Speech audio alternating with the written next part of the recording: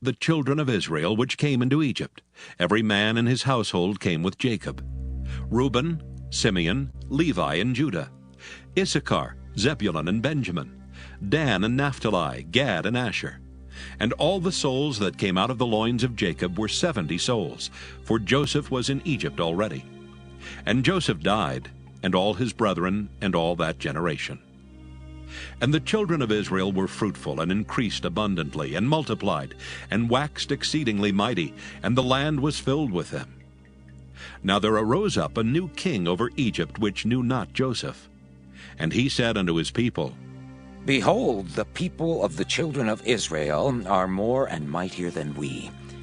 Come on, let us deal wisely with them, lest they multiply, and it come to pass that when there falleth out any war, they join also unto our enemies, and fight against us, and so get them up out of the land. Therefore they did set over them taskmasters to afflict them with their burdens, and they built for Pharaoh treasure cities, Pithom and Raamses. But the more they afflicted them, the more they multiplied and grew, and they were grieved because of the children of Israel. And the Egyptians made the children of Israel to serve with rigor. And they made their lives bitter with hard bondage, in mortar and in brick, and in all manner of service in the field. All their service wherein they made them serve was with rigor. And the king of Egypt spake to the Hebrew midwives, of which the name of the one was Shiphrah, and the name of the other Puah. And he said, When ye do the office of a midwife to the Hebrew women, and see them upon the stools, if it be a son, then ye shall kill him. But if it be a daughter, then she shall live. But the midwives feared God, and did not as the king of Egypt commanded them, but saved the men children alive. And the king of Egypt called for the midwives, and said unto them, Why have ye done this thing, and have saved the men children alive? And the midwives said unto Pharaoh, Because the Hebrew women are not as the Egyptian women, for they are lively, and are delivered ere the midwives come in unto them. Therefore God dealt well with the midwives, and the people multiplied and waxed very mighty. And it came to pass, because the midwives feared God, that he made them houses. And Pharaoh charged all his people, saying, Every son that is born ye shall cast into the river, and every daughter ye shall save alive. Exodus chapter 2. And there went a man of the house of Levi, and took to wife a daughter of Levi. And the woman conceived and bare a son, and when she saw him that he was a goodly child, she hid him 3 months. And when she could not longer hide him, she took for him an ark of bulrushes, and daubed it with slime and with pitch, and put the child therein. And she laid it in the flags by the river's brink. And his sister stood afar off to wit what would be done to him. And the daughter of Pharaoh came down to wash herself at the river, and her maidens walked along by the river's side. And when she saw the ark among the flags, she sent her maid to fetch it. And when she had opened it, she saw the child, and behold, the babe wept. And she had compassion on him, and said, This is one of the Hebrews' children. Then said his sister to Pharaoh's daughter, Shall I go and call to thee a nurse of the Hebrew woman, that she may nurse the child for thee? And Pharaoh's daughter said to her, Go. And the maid went and called the child's mother. And Pharaoh's daughter said unto her, Take this child away and nurse it for me, and I will give thee thy wages. And the woman took the child and nursed it. And the child grew, and she brought him unto Pharaoh's daughter, and he became her son. And she called his name Moses. And she said, Because I drew him out of the water. And it came to pass in those days when Moses was grown, that he went out unto his brethren, and looked on their burdens. And he spied an Egyptian smiting an Hebrew, one of his brethren. And he looked this way and that way, and when he saw that there was no man, he slew the Egyptian, and hid him in the sand. And when he went out the second day, behold, 2 men of the Hebrews strove together. And he said to him that did the wrong, Wherefore smitest thou thy fellow? And he said, Who made thee a prince and a judge over us? Intendest thou to kill me, as thou killedst the Egyptian? And Moses feared and said, Surely this thing is known. Now when Pharaoh heard this thing, he sought to slay Moses. But Moses fled from the face of Pharaoh and dwelt in the land of Midian, and he sat down by a well. Now the priest of Midian had 7 daughters, and they came and drew water and filled the troughs to water their father's flock. And the shepherds came and drove them away, but Moses stood up and helped them and watered their flock. And when they came to Reuel their father, he said, How is it that ye are come so soon today? And they said, An Egyptian delivered us out of the hand of the shepherds, and also drew water enough for us and watered the flock. And he said unto his daughters, And where is he? Why is it that ye have left the man? Call him, that he may eat bread. And Moses was content to dwell with the man, and he gave Moses Zipporah his daughter. And she bare him a son, and he called his name Gershom. For he said, I have been a stranger in a strange land. And it came to pass in process of time that the king of Egypt died. And the children of Israel sighed by reason of the bondage, and they cried, and their cry came up unto God by reason of the bondage. And God heard their groaning, and God remembered his covenant with Abraham, with Isaac, and with Jacob. And God looked upon the children of Israel, and God had respect unto them. Exodus chapter 3. Now Moses kept the flock of Jethro his father-in-law, the priest of Midian, and he led the flock to the backside of the desert, and came to the mountain of God, even to Horeb. And the angel of the Lord appeared unto him in a flame of fire out of the midst of a bush. And he looked, and behold, the bush burned with fire, and the bush was not consumed. And Moses said, I will now turn aside and see this great sight, why the bush is not burnt. And when the Lord saw that he turned aside to see, God called unto him out of the midst of the bush, and said, Moses, Moses. And he said, Here am I. And he said, Draw not nigh hither. Put off thy shoes from off thy feet, for the place whereon thou standest is holy ground. Moreover he said, I am the God of thy father, the God of Abraham, the God of Isaac, and the God of Jacob. And Moses hid his face, for he was afraid to look upon God. And the Lord said, I have surely seen the affliction of my people which are in Egypt, and have heard their cry by reason of their taskmasters, for I know their sorrows. And I am come down to deliver them out of the hand of the Egyptians, and to bring them up out of that land unto a good land and a large, unto a land flowing with milk and honey, unto the place of the Canaanites, and the Hittites, and the Amorites, and the Perizzites, and the Hivites, and the Jebusites. Now therefore, behold, the cry of the children of Israel is come unto me, and I have also seen the oppression wherewith the Egyptians oppress them. Come now therefore, and I will send thee unto Pharaoh, that thou mayest bring forth my people, the children of Israel, out of Egypt. And Moses said unto God, Who am I, that I should go unto Pharaoh, and that I should bring forth the children of Israel out of Egypt? And he said, Certainly I will be with thee, and this shall be a token unto thee that I have sent thee.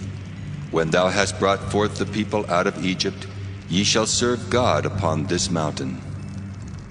And Moses said unto God, Behold, when I come unto the children of Israel, and shall say unto them, The God of your fathers hath sent me unto you, and they shall say to me, What is his name? What shall I say unto them? And God said unto Moses, I am that I am. And he said, Thus shalt thou say unto the children of Israel, I am hath sent me unto you. And God said moreover unto Moses, Thus shalt thou say unto the children of Israel, The Lord God of your fathers, the God of Abraham, the God of Isaac, and the God of Jacob hath sent me unto you. This is my name forever, and this is my memorial unto all generations. Go and gather the elders of Israel together, and say unto them, The Lord God of your fathers, the God of Abraham, of Isaac, and of Jacob, appeared unto me, saying, I have surely visited you and seen that which is done to you in Egypt. And I have said, I will bring you up out of the affliction of Egypt unto the land of the Canaanites, and the Hittites, and the Amorites, and the Perizzites, and the Hivites, and the Jebusites, unto a land flowing with milk and honey. And they shall hearken to thy voice, and thou shalt come, thou and the elders of Israel, unto the king of Egypt. And ye shall say unto him, The Lord God of the Hebrews hath met with us. And now let us go, we beseech thee, 3 days' journey into the wilderness, that we may sacrifice to the Lord our God. And I am sure that the king of Egypt will not let you go, no, not by a mighty hand. And I will stretch out my hand and smite Egypt with all my wonders, which I will do in the midst thereof, and after that he will let you go. And I will give this people favor in the sight of the Egyptians, and it shall come to pass that when ye go, ye shall not go empty. But every woman shall borrow of her neighbor, and of her that sojourneth in her house, jewels of silver, and jewels of gold, and raiment. And ye shall put them upon your sons and upon your daughters, and ye shall spoil the Egyptians. Exodus chapter 4. And Moses answered and said, But behold, they will not believe me, nor hearken unto my voice, for they will say, The Lord hath not appeared unto thee. And the Lord said unto him, What is that in thine hand? And he said, A rod. And he said, Cast it on the ground. And he cast it on the ground, and it became a serpent, and Moses fled from before it. And the Lord said unto Moses, Put forth thine hand, and take it by the tail. And he put forth his hand, and caught it, and it became a rod in his hand, that they may believe that the Lord God of their fathers, the God of Abraham, the God of Isaac, and the God of Jacob hath appeared unto thee. And the Lord said furthermore unto him, Put now thine hand into thy bosom. And he put his hand into his bosom, and when he took it out, behold, his hand was leprous as snow. And he said, Put thine hand into thy bosom again. And he put his hand into his bosom again, and plucked it out of his bosom, and behold, it was turned again as his other flesh.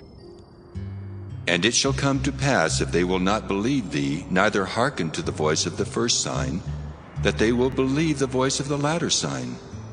And it shall come to pass, if they will not believe also these 2 signs, neither hearken unto thy voice, that thou shalt take of the water of the river, and pour it upon the dry land.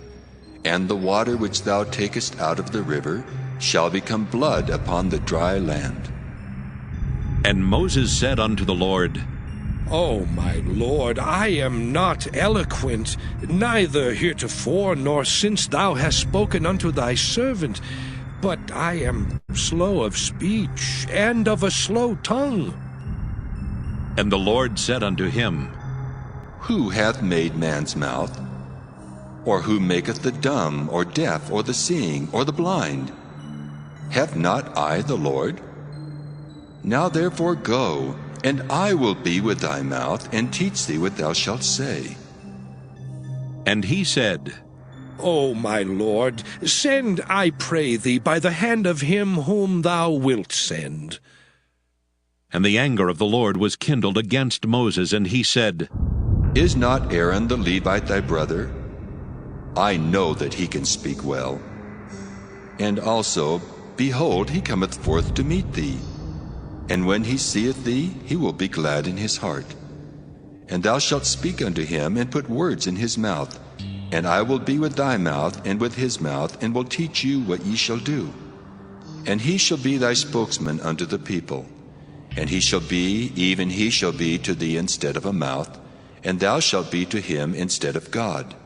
And thou shalt take this rod in thine hand, wherewith thou shalt do signs. And Moses went and returned to Jethro his father-in-law, and said unto him, Let me go, I pray thee, and return unto my brethren which are in Egypt, and see whether they be yet alive. And Jethro said to Moses, Go in peace. And the Lord said unto Moses in Midian, Go, return into Egypt, for all the men are dead which sought thy life. And Moses took his wife and his sons, and set them upon an ass, and he returned to the land of Egypt. And Moses took the rod of God in his hand. And the Lord said unto Moses, When thou goest to return into Egypt, see that thou do all those wonders before Pharaoh which I put in thine hand. But I will harden his heart, that he shall not let the people go. And thou shalt say unto Pharaoh, Thus saith the Lord, Israel is my son, even my firstborn. And I say unto thee, Let my son go, that he may serve me. And if thou refuse to let him go, behold, I will slay thy son, even thy firstborn. And it came to pass by the way in the inn that the Lord met him, and sought to kill him. Then Zipporah took a sharp stone, and cut off the foreskin of her son, and cast it at his feet, and said, Surely a bloody husband art thou to me. So he let him go. Then she said, A bloody husband thou art, because of the circumcision. And the Lord said to Aaron, Go into the wilderness to meet Moses. And he went and met him in the mount of God, and kissed him. And Moses told Aaron all the words of the Lord who had sent him, and all the signs which he had commanded him. And Moses and Aaron went and gathered together all the elders of the children of Israel. And Aaron spake all the words which the Lord had spoken unto Moses, and did the signs in the sight of the people. And the people believed. And when they heard that the Lord had visited the children of Israel, and that he had looked upon their affliction, then they bowed their heads and worshipped. Exodus chapter 5. And afterward Moses and Aaron went in and told Pharaoh, Thus saith the Lord God of Israel, Let my people go, that they may hold a feast unto me in the wilderness. And Pharaoh said, Who is the Lord, that I should obey his voice to let Israel go? I know not the Lord, neither will I let Israel go. And they said, The God of the Hebrews hath met with us. Let us go, we pray thee, 3 days' journey into the desert, and sacrifice unto the Lord our God, lest he fall upon us with pestilence or with the sword. And the king of Egypt said unto them, Wherefore do ye, Moses and Aaron, let the people from their works? Get you unto your burdens. And Pharaoh said, Behold, the people of the land now are many, and ye make them rest from their burdens? And Pharaoh commanded the same day the taskmasters of the people and their officers, saying, Ye shall no more give the people straw to make brick, as heretofore. Let them go and gather straw for themselves. And the tale of the bricks which they did make heretofore, ye shall lay upon them. Ye shall not diminish aught thereof. For they be idle. Therefore they cry, saying, Let us go and sacrifice to our God. Let their more work be laid upon the men, that they may labor therein. And let them not regard vain words. And the taskmasters of the people went out, and their officers, and they spake to the people, saying, Thus saith Pharaoh, I will not give you straw. Go ye, get you straw where ye can find it, yet not aught of your work shall be diminished. So the people were scattered abroad throughout all the land of Egypt to gather stubble instead of straw. And the taskmasters hasted them, saying, Fulfill your works, your daily tasks, as when there was straw. And the officers of the children of Israel, which Pharaoh's taskmasters had set over them, were beaten and demanded, Wherefore have ye not fulfilled your task in making brick both yesterday and today as heretofore? Then the officers of the children of Israel came and cried unto Pharaoh, saying, Wherefore dealest thou thus with thy servants? There is no straw given unto thy servants, and they say to us, Make brick, and behold, thy servants are beaten. But the fault is in thine own people. But he said, Ye are idle, therefore ye say, Let us go and do sacrifice to the Lord. Go therefore now and work, For there shall no straw be given you, yet shall ye deliver the tale of bricks. And the officers of the children of Israel did see that they were in evil case, after it was said, Ye shall not minish aught from your bricks of your daily task. And they met Moses and Aaron, who stood in the way as they came forth from Pharaoh. And they said unto them, The Lord look upon you and judge, because ye have made our Savior to be abhorred in the eyes of Pharaoh, and in the eyes of his servants, to put a sword in their hand to slay us. And Moses returned unto the Lord, and said, Lord, wherefore hast thou so evil entreated this people? Why is it that thou hast sent me? For since I came to Pharaoh to speak in thy name, he hath done evil to this people. Neither hast thou delivered thy people at all. Exodus chapter 6. Then the Lord said unto Moses, Now shalt thou see what I will do to Pharaoh. For with a strong hand shall he let them go, and with a strong hand shall he drive them out of his land. And God spake unto Moses, and said unto him, I am the Lord, and I appeared unto Abraham, unto Isaac, and unto Jacob by the name of God Almighty. But by my name Jehovah was I not known to them. And I have also established my covenant with them, to give them the land of Canaan, the land of their pilgrimage wherein they were strangers. And I have also heard the groaning of the children of Israel, whom the Egyptians keep in bondage, and I have remembered my covenant. Wherefore say unto the children of Israel, I am the Lord, and I will bring you out from under the burdens of the Egyptians, and I will rid you out of their bondage, and I will redeem you with a stretched out arm and with great judgments. And I will take you to me for a people, and I will be to you a God.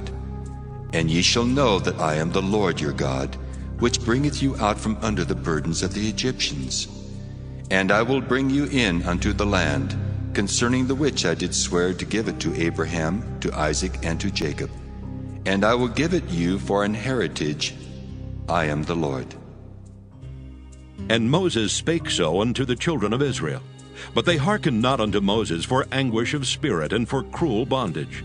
And the Lord spake unto Moses, saying, Go in, speak unto Pharaoh king of Egypt, that he let the children of Israel go out of his land. And Moses spake before the Lord, saying, Behold, the children of Israel have not hearkened unto me. How then shall Pharaoh hear me, who am of uncircumcised lips? And the Lord spake unto Moses and unto Aaron, and gave them a charge unto the children of Israel, and unto Pharaoh king of Egypt, to bring the children of Israel out of the land of Egypt. These be the heads of their fathers' houses. The sons of Reuben, the firstborn of Israel, Hanok and Palu, Hezron and Carmi. These be the families of Reuben. And the sons of Simeon, Jemuel and Jamin, and Ohad and Jachin, and Zohar and Shaul, the son of a Canaanitish woman. These are the families of Simeon. And these are the names of the sons of Levi according to their generations, Gershon and Kohath and Merari. And the years of the life of Levi were 137 years. The sons of Gershon, Libni and Shimei according to their families. And the sons of Kohath, Amram and Izhar and Hebron and Uzziel. And the years of the life of Kohath were 133 years. And the sons of Merari, Mahali and Mushi. These are the families of Levi according to their generations. And Amram took him Jochebed, his father's sister, to wife, and she bare him Aaron and Moses. And the years of the life of Amram were 137 years. And the sons of Izhar, Korah and Nepheg and Zichri. And the sons of Uzziel, Mishael and Elzaphan and Zithri. And Aaron took him Elisheba, daughter of Aminadab, sister of Naashon, to wife, and she bare him Nadab and Abihu, Eleazar and Ithamar. And the sons of Korah, Asher and Elkanah, and Abisaph. These are the families of the Korhites. And Eleazar, Aaron's son, took him one of the daughters of Putiel to wife, and she bare him Phinehas. These are the heads of the fathers of the Levites according to their families. These are that Aaron and Moses, to whom the Lord said, Bring out the children of Israel from the land of Egypt, according to their armies. These are they which spake to Pharaoh king of Egypt, to bring out the children of Israel from Egypt. These are that Moses and Aaron. And it came to pass on the day when the Lord spake unto Moses in the land of Egypt, that the Lord spake unto Moses, saying, I am the Lord. Speak thou unto Pharaoh king of Egypt all that I say unto thee. And Moses said before the Lord, Lord, behold, I am of uncircumcised lips, and how shall Pharaoh hearken unto me? Exodus chapter 7. And the Lord said unto Moses, See, I have made thee a god to Pharaoh, and Aaron thy brother shall be thy prophet.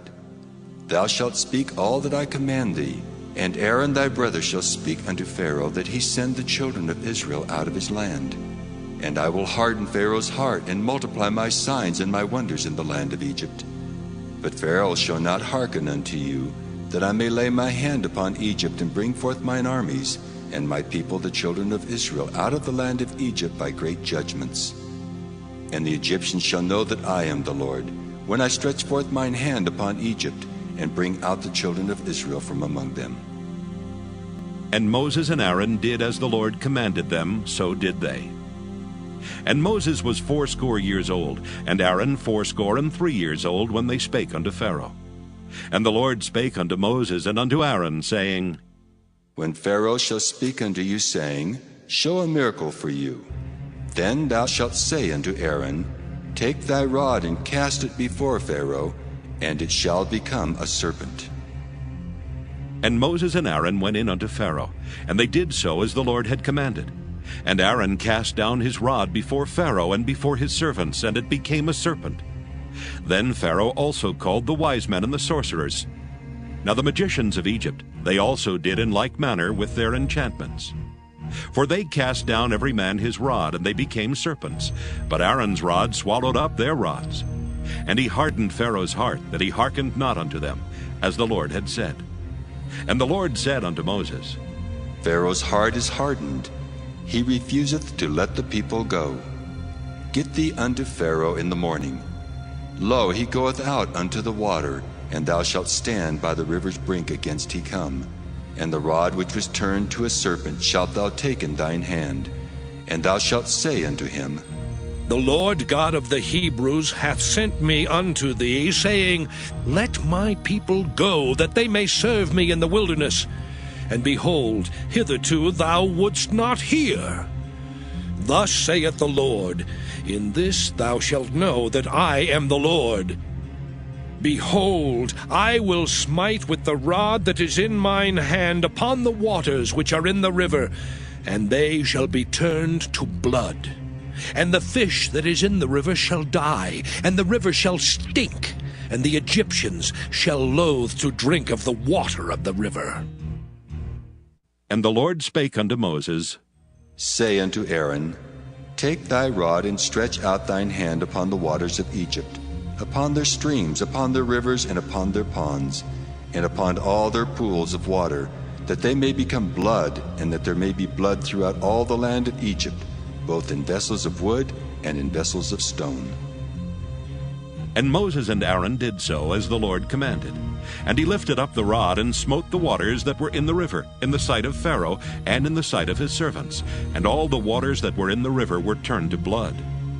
And the fish that was in the river died, and the river stank, and the Egyptians could not drink of the water of the river. And there was blood throughout all the land of Egypt. And the magicians of Egypt did so with their enchantments, and Pharaoh's heart was hardened, neither did he hearken unto them as the Lord had said. And Pharaoh turned and went into his house, neither did he set his heart to this also. And all the Egyptians digged round about the river for water to drink, for they could not drink of the water of the river.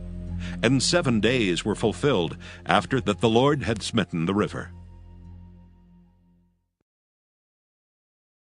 Exodus chapter 8. And the Lord spake unto Moses, Go unto Pharaoh, and say unto him, Thus saith the Lord, Let my people go, that they may serve me.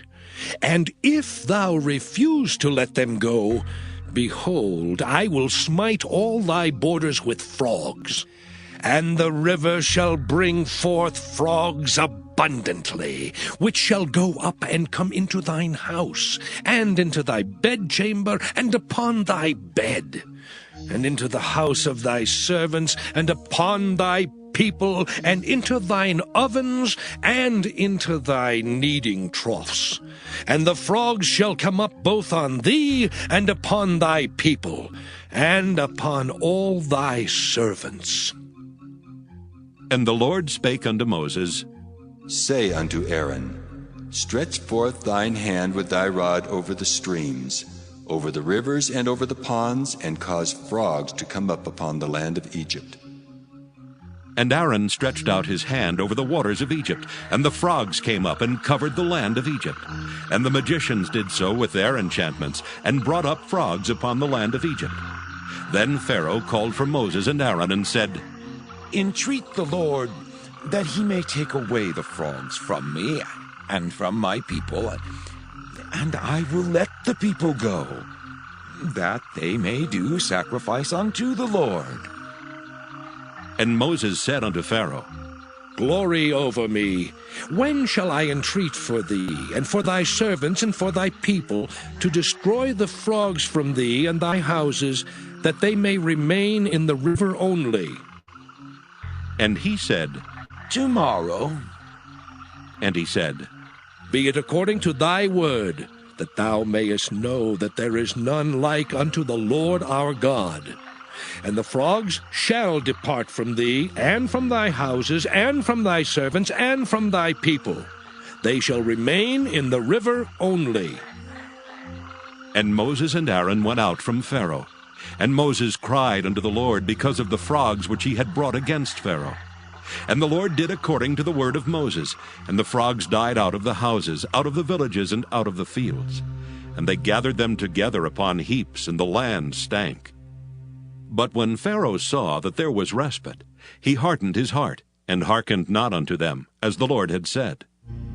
And the Lord said unto Moses, Say unto Aaron, Stretch out thy rod, and smite the dust of the land, that it may become lice throughout all the land of Egypt. And they did so. For Aaron stretched out his hand with his rod, and smote the dust of the earth, and it became lice in man and in beast. All the dust of the land became lice throughout all the land of Egypt. And the magicians did so with their enchantments to bring forth lice, but they could not. So there were lice upon man and upon beast. Then the magician said unto Pharaoh, This is the finger of God. And Pharaoh's heart was hardened, and he hearkened not unto them, as the Lord had said. And the Lord said unto Moses, Rise up early in the morning, and stand before Pharaoh. Lo, he cometh forth to the water, and say unto him, Thus saith the Lord, Let my people go, that they may serve me. Else, if thou wilt not let my people go, behold, I will send swarms of flies upon thee, and upon thy servants, and upon thy people, and into thy houses. And the houses of the Egyptians shall be full of swarms of flies, and also the ground whereon they are. And I will sever in that day the land of Goshen, in which my people dwell, that no swarms of flies shall be there. To the end thou mayest know that I am the Lord in the midst of the earth. And I will put a division between my people and thy people. Tomorrow shall this sign be. And the Lord did so. And there came a grievous swarm of flies into the house of Pharaoh, and into his servants' houses, and into all the land of Egypt. The land was corrupted by reason of the swarm of flies. And Pharaoh called for Moses and for Aaron, and said, Go ye, sacrifice to your God in the land. And Moses said, It is not meet so to do, for we shall sacrifice the abomination of the Egyptians to the Lord our God. Lo, shall we sacrifice the abomination of the Egyptians before their eyes, and will they not stone us? we will go 3 days' journey into the wilderness and sacrifice to the Lord our God, as he shall command us. And Pharaoh said, I will let you go, that ye may sacrifice to the Lord your God in the wilderness.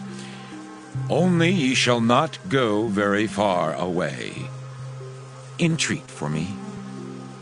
And Moses said, Behold, I go out from thee, and I will entreat the Lord that the swarms of flies may depart from Pharaoh, from his servants, and from his people tomorrow. But let not Pharaoh deal deceitfully any more in not letting the people go to sacrifice to the Lord. And Moses went out from Pharaoh and entreated the Lord. And the Lord did according to the word of Moses, and he removed the swarms of flies from Pharaoh, from his servants, and from his people. There remained not one. And Pharaoh hardened his heart at this time also, neither would he let the people go. Exodus chapter 9.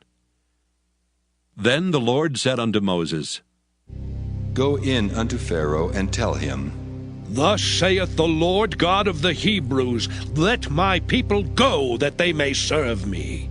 For if thou refuse to let them go, and wilt hold them still, behold, the hand of the Lord is upon thy cattle which is in the field, upon the horses, upon the asses, upon the camels, upon the oxen, and upon the sheep.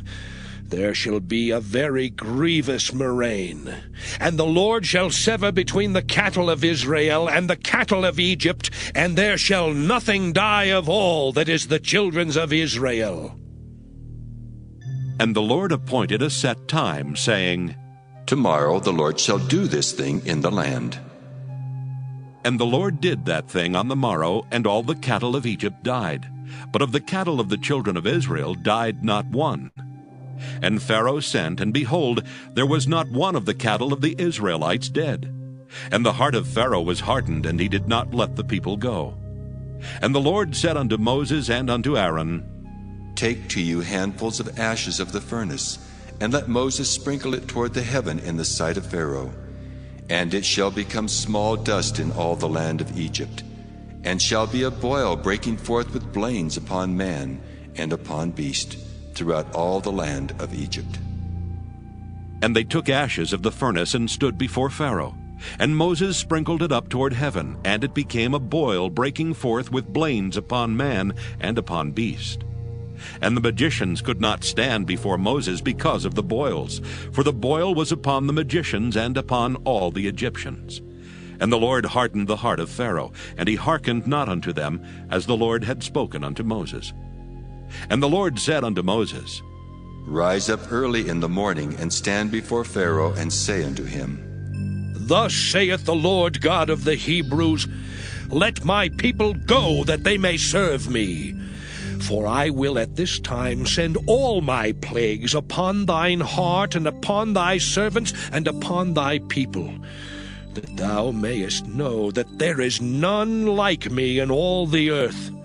For now I will stretch out my hand, that I may smite thee and thy people with pestilence, and thou shalt be cut off from the earth. And in very deed for this cause have I raised thee up, for to show in thee my power, and that my name may be declared throughout all the earth. As yet exaltest thou thyself against my people, that thou wilt not let them go? Behold, tomorrow, about this time, I will cause it to rain a very grievous hail, such as hath not been in Egypt since the foundation thereof, even until now. Send therefore now, and gather thy cattle, and all that thou hast in the field. For upon every man and beast which shall be found in the field, and shall not be brought home, the hail shall come down upon them, and they shall die. He that feared the word of the Lord among the servants of Pharaoh made his servants and his cattle flee into the houses. And he that regarded not the word of the Lord left his servants and his cattle in the field. And the Lord said unto Moses, Stretch forth thine hand toward heaven, that there may be hail in all the land of Egypt upon man and upon beast, and upon every herb of the field throughout the land of Egypt. And Moses stretched forth his rod toward heaven, and the Lord sent thunder and hail, and the fire ran along upon the ground. And the Lord rained hail upon the land of Egypt. So there was hail and fire mingled with the hail, very grievous, such as there was none like it in all the land of Egypt since it became a nation. And the hail smote throughout all the land of Egypt all that was in the field, both man and beast. And the hail smote every herb of the field, and brake every tree of the field. Only in the land of Goshen, where the children of Israel were, was there no hail. And Pharaoh sent and called for Moses and Aaron, and said unto them, I have sinned this time. The Lord is righteous, and I and my people are wicked. Entreat the Lord, for it is enough that there be no more mighty thunderings and hail, and I will let you go, and ye shall stay no longer. And Moses said unto him, As soon as I am gone out of the city, I will spread abroad my hands unto the Lord. And the thunder shall cease, neither shall there be any more hail, that thou mayest know how that the earth is the Lord's. But as for thee and thy servants, I know that ye will not yet fear the Lord God. And the flax and the barley was smitten, for the barley was in the ear, and the flax was bold. But the wheat and the rye were not smitten, for they were not grown up. And Moses went out of the city from Pharaoh, and spread abroad his hands unto the Lord. And the thunders and hail ceased, and the rain was not poured upon the earth. And when Pharaoh saw that the rain and the hail and the thunders were ceased, he sinned yet more, and hardened his heart, he and his servants. And the heart of Pharaoh was hardened, neither would he let the children of Israel go, as the Lord had spoken by Moses. Exodus chapter 10.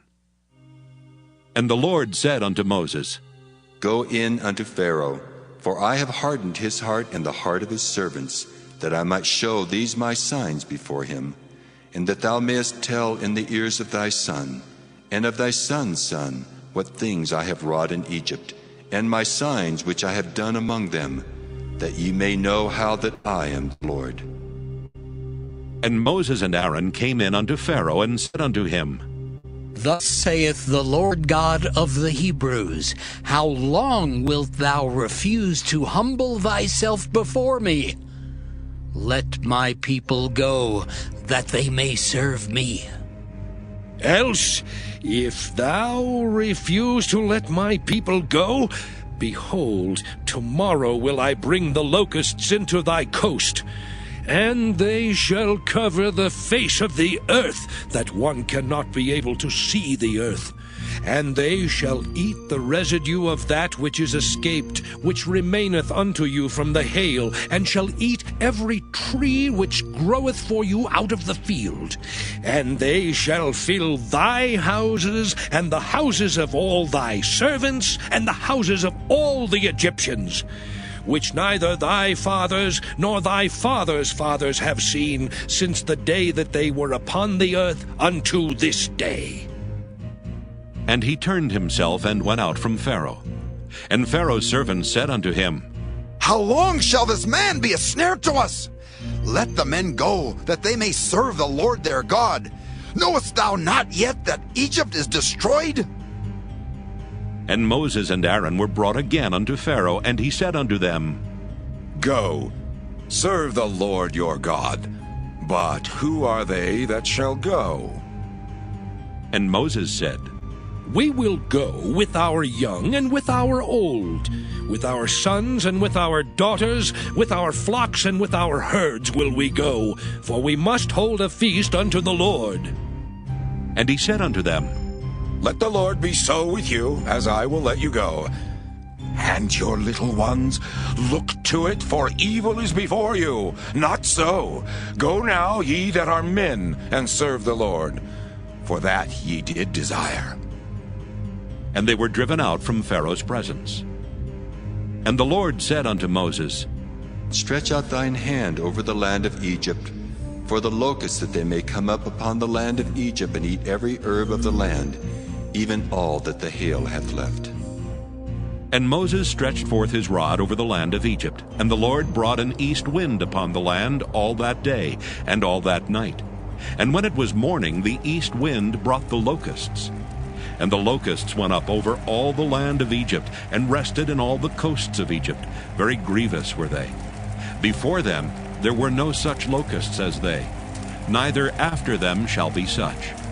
For they covered the face of the whole earth, so that the land was darkened. And they did eat every herb of the land, and all the fruit of the trees which the hail had left. And there remained not any green thing in the trees, or in the herbs of the field, through all the land of Egypt. Then Pharaoh called for Moses and Aaron in haste, and he said, I have sinned against the Lord your God, and against you. Now therefore forgive, I pray thee, my sin only this once, and entreat the Lord your God, that he may take away from me this death only. And he went out from Pharaoh and entreated the Lord. And the Lord turned a mighty strong west wind, which took away the locusts and cast them into the Red Sea. There remained not one locust in all the coasts of Egypt. But the Lord hardened Pharaoh's heart, so that he would not let the children of Israel go. And the Lord said unto Moses, Stretch out thine hand toward heaven, that there may be darkness over the land of Egypt, even darkness which may be felt. And Moses stretched forth his hand toward heaven, and there was a thick darkness in all the land of Egypt 3 days. They saw not one another, neither rose any from his place for 3 days. But all the children of Israel had light in their dwellings. And Pharaoh called unto Moses and said, Go ye, serve the Lord, only let your flocks and your herds be stayed. Let your little ones also go with you. And Moses said, Thou must give us also sacrifices and burnt offerings, that we may sacrifice unto the Lord our God. Our cattle also shall go with us. There shall not an hoof be left behind. For thereof must we take to serve the Lord our God. And we know not with what we must serve the Lord until we come thither. But the Lord hardened Pharaoh's heart, and he would not let them go. And Pharaoh said unto him, Get thee from me! Take heed to thyself, see my face no more, for in that day thou seest my face, thou shalt die. And Moses said, Thou hast spoken well. I will see thy face again no more. Exodus chapter 11. And the Lord said unto Moses, Yet will I bring one plague more upon Pharaoh and upon Egypt. Afterwards he will let you go hence. When he shall let you go, he shall surely thrust you out hence altogether.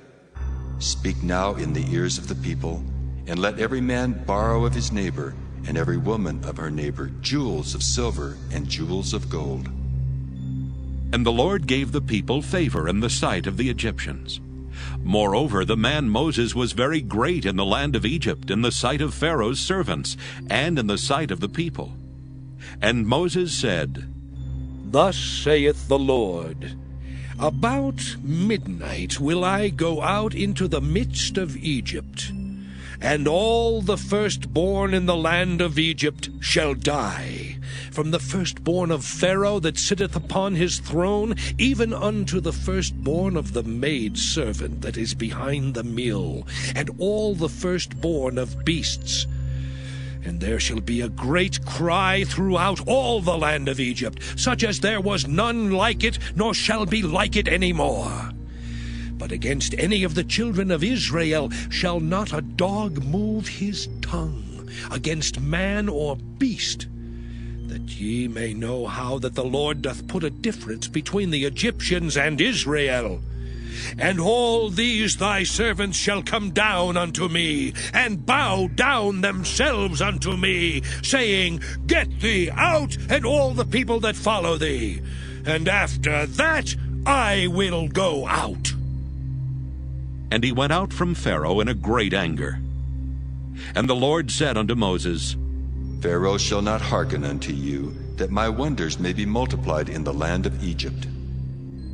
And Moses and Aaron did all these wonders before Pharaoh. And the Lord hardened Pharaoh's heart, so that he would not let the children of Israel go out of his land. Exodus chapter 12. And the Lord spake unto Moses and Aaron in the land of Egypt, saying, This month shall be unto you the beginning of months. It shall be the first month of the year to you. Speak ye unto all the congregation of Israel, saying, In the 10th day of this month they shall take to them every man a lamb, according to the house of their fathers, a lamb for an house. And if the household be too little for the lamb, let him and his neighbor next unto his house take it according to the number of the souls. Every man according to his eating shall make your count for the lamb. Your lamb shall be without blemish, a male of the first year. Ye shall take it out from the sheep or from the goats, and ye shall keep it up until the 14th day of the same month. And the whole assembly of the congregation of Israel shall kill it in the evening. And they shall take of the blood, and strike it on the 2 side posts and on the upper doorpost of the houses, wherein they shall eat it. And they shall eat the flesh in that night, roast with fire, and unleavened bread, and with bitter herbs they shall eat it. Eat not of it raw, nor sodden at all with water, but roast with fire, his head with his legs, and with the purtenance thereof. And ye shall let nothing of it remain until the morning, and that which remaineth of it until the morning ye shall burn with fire. And thus shall ye eat it, with your loins girded, your shoes on your feet, and your staff in your hand. And ye shall eat it in haste. It is the Lord's Passover. For I will pass through the land of Egypt this night, and will smite all the firstborn in the land of Egypt, both man and beast. And against all the gods of Egypt I will execute judgment. I am the Lord. And the blood shall be to you for a token upon the houses where ye are. And when I see the blood, I will pass over you, and the plague shall not be upon you to destroy you when I smite the land of Egypt. And this day shall be unto you for a memorial, and ye shall keep it a feast to the Lord throughout your generations. Ye shall keep it a feast by an ordinance forever. 7 days shall ye eat unleavened bread. Even the first day ye shall put away leaven out of your houses. For whosoever eateth leavened bread from the first day until the 7th day, that soul shall be cut off from Israel. And in the first day there shall be an holy convocation. And in the 7th day there shall be an holy convocation to you. No manner of work shall be done in them, save that which every man must eat, that only may be done of you. And ye shall observe the feast of unleavened bread. For in this selfsame day have I brought your armies out of the land of Egypt. Therefore shall ye observe this day in your generations by an ordinance forever.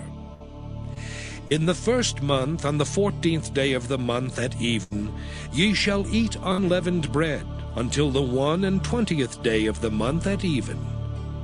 7 days shall there be no leaven found in your houses.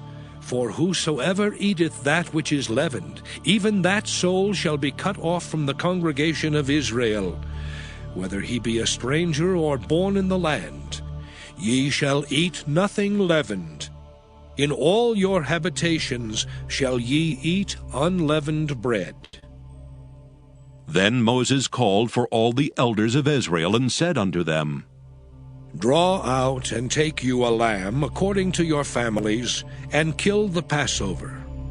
And ye shall take a bunch of hyssop, and dip it in the blood that is in the basin, and strike the lintel and the 2 side posts with the blood that is in the basin. And none of you shall go out at the door of his house until the morning. For the Lord will pass through to smite the Egyptians, and when he seeth the blood upon the lintel and on the 2 side posts, the Lord will pass over the door, and will not suffer the destroyer to come in unto your houses to smite you. And ye shall observe this thing for an ordinance to thee and to thy sons forever. And it shall come to pass, when ye be come to the land which the Lord will give you, according as he hath promised, that ye shall keep this service. And it shall come to pass, when your children shall say unto you, What mean ye by this service? That ye shall say, It is the sacrifice of the Lord's Passover, who passed over the houses of the children of Israel in Egypt, when he smote the Egyptians and delivered our houses. And the people bowed the head and worshipped. And the children of Israel went away and did as the Lord had commanded Moses and Aaron, so did they.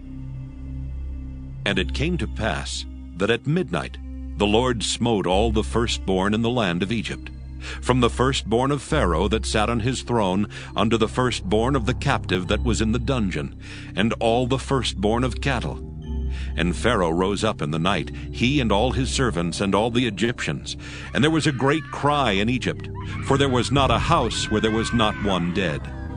And he called for Moses and Aaron by night and said, Rise up, and get you forth from among my people, both ye and the children of Israel, and go, serve the Lord as ye have said. Also take your flocks and your herds as ye have said, and be gone. And bless me also. And the Egyptians were urgent upon the people, that they might send them out of the land in haste. For they said, We be all dead men. And the people took their dough before it was leavened, their kneading troughs being bound up in their clothes upon their shoulders. And the children of Israel did according to the word of Moses. And they borrowed of the Egyptians jewels of silver and jewels of gold and raiment. And the Lord gave the people favor in the sight of the Egyptians, so that they lent unto them such things as they required, and they spoiled the Egyptians. And the children of Israel journeyed from Ramesses to Succoth, about 600,000 on foot that were men beside children. And a mixed multitude went up also with them, and flocks and herds, even very much cattle. And they baked unleavened cakes of the dough which they brought forth out of Egypt, for it was not leavened, because they were thrust out of Egypt and could not tarry, neither had they prepared for themselves any victual. Now the sojourning of the children of Israel who dwelt in Egypt was 430 years. And it came to pass at the end of the 430 years, even the selfsame day it came to pass, that all the hosts of the Lord went out from the land of Egypt. It is a night to be much observed unto the Lord for bringing them out from the land of Egypt. This is that night of the Lord to be observed of all the children of Israel in their generations. And the Lord said unto Moses and Aaron, This is the ordinance of the Passover. There shall no stranger eat thereof, but every man's servant that is bought for money, when thou hast circumcised him, then shall he eat thereof.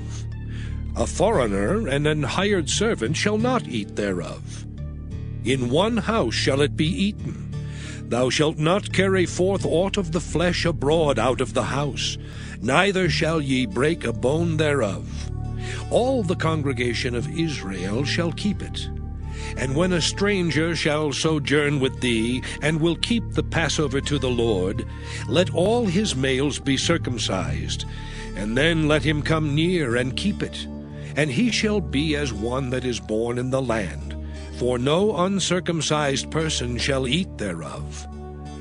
One law shall be to him that is homeborn, and unto the stranger that sojourneth among you. Thus did all the children of Israel. As the Lord commanded Moses and Aaron, so did they. And it came to pass the selfsame day that the Lord did bring the children of Israel out of the land of Egypt by their armies. Exodus chapter 13. And the Lord spake unto Moses, saying, Sanctify unto me all the firstborn, whatsoever openeth the womb among the children of Israel, both of man and of beast, it is mine. And Moses said unto the people, Remember this day in which ye came out from Egypt, out of the house of bondage. For by strength of hand the Lord brought you out from this place. There shall no leavened bread be eaten. This day came ye out in the month Abib. And it shall be when the Lord shall bring thee into the land of the Canaanites, and the Hittites, and the Amorites, and the Hivites, and the Jebusites, which he sware unto thy fathers to give thee, a land flowing with milk and honey, that thou shalt keep this service in this month. 7 days thou shalt eat unleavened bread, and in the 7th day shall be a feast to the Lord. Unleavened bread shall be eaten 7 days, and there shall no leavened bread be seen with thee, neither shall there be leaven seen with thee in all thy quarters. And thou shalt show thy son in that day, saying, This is done because of that which the Lord did unto me when I came forth out of Egypt.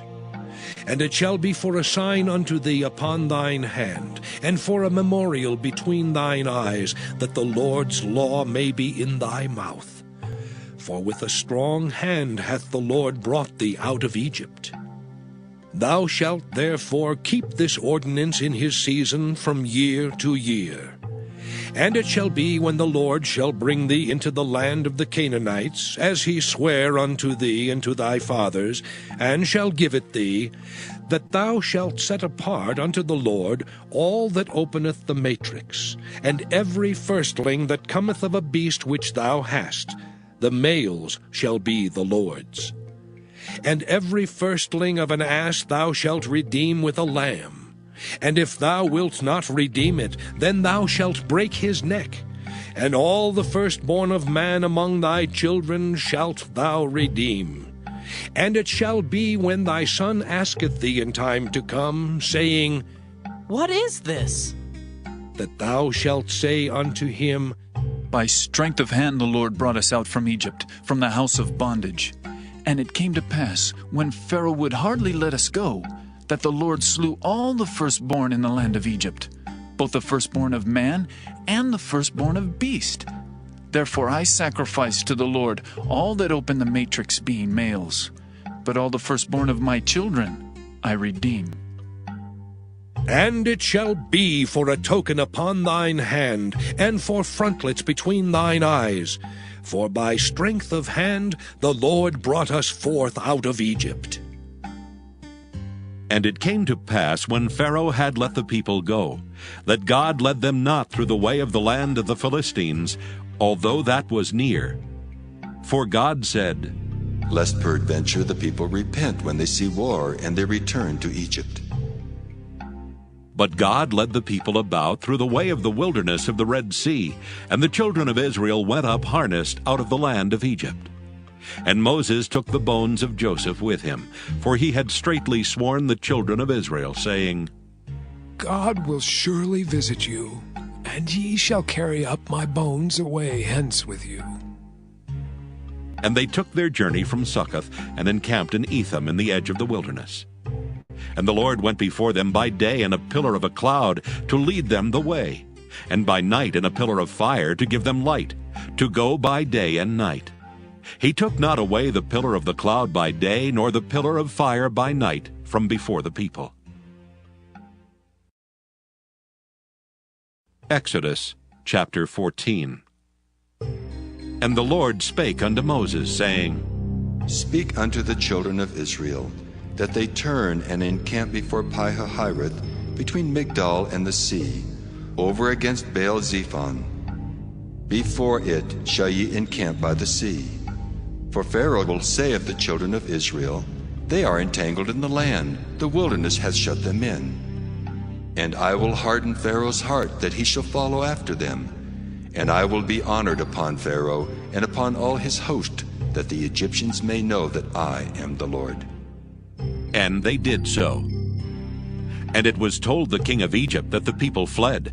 And the heart of Pharaoh and of his servants was turned against the people, and they said, Why have we done this, that we have let Israel go from serving us? And he made ready his chariot, and took his people with him. And he took 600 chosen chariots, and all the chariots of Egypt, and captains over every one of them. And the Lord hardened the heart of Pharaoh, king of Egypt, and he pursued after the children of Israel. And the children of Israel went out with an high hand. But the Egyptians pursued after them, all the horses and chariots of Pharaoh, and his horsemen and his army, and overtook them encamping by the sea, beside Pi-hahiroth, before Baal-zephon. And when Pharaoh drew nigh, the children of Israel lifted up their eyes, and behold, the Egyptians marched after them. And they were sore afraid. And the children of Israel cried out unto the Lord. And they said unto Moses, Because there were no graves in Egypt, hast thou taken us away to die in the wilderness? Wherefore hast thou dealt thus with us, to carry us forth out of Egypt? Is not this the word that we did tell thee in Egypt, saying, Let us alone, that we may serve the Egyptians? For it had been better for us to serve the Egyptians, than that we should die in the wilderness. And Moses said unto the people, Fear ye not. Stand still and see the salvation of the Lord, which he will show to you today. For the Egyptians whom ye have seen today, ye shall see them again no more forever. The Lord shall fight for you, and ye shall hold your peace. And the Lord said unto Moses, Wherefore criest thou unto me? Speak unto the children of Israel, that they go forward. But lift thou up thy rod, and stretch out thine hand over the sea, and divide it. And the children of Israel shall go on dry ground through the midst of the sea. And I, behold, I will harden the hearts of the Egyptians, and they shall follow them. And I will get me honor upon Pharaoh, and upon all his host, upon his chariots, and upon his horsemen. And the Egyptians shall know that I am the Lord, when I have gotten me honor upon Pharaoh, upon his chariots, and upon his horsemen. And the angel of God, which went before the camp of Israel, removed and went behind them. And the pillar of the cloud went from before their face, and stood behind them. And it came between the camp of the Egyptians and the camp of Israel, and it was a cloud and darkness to them, but it gave light by night to these, so that the one came not near the other all the night. And Moses stretched out his hand over the sea, and the Lord caused the sea to go back by a strong east wind all that night, and made the sea dry land, and the waters were divided.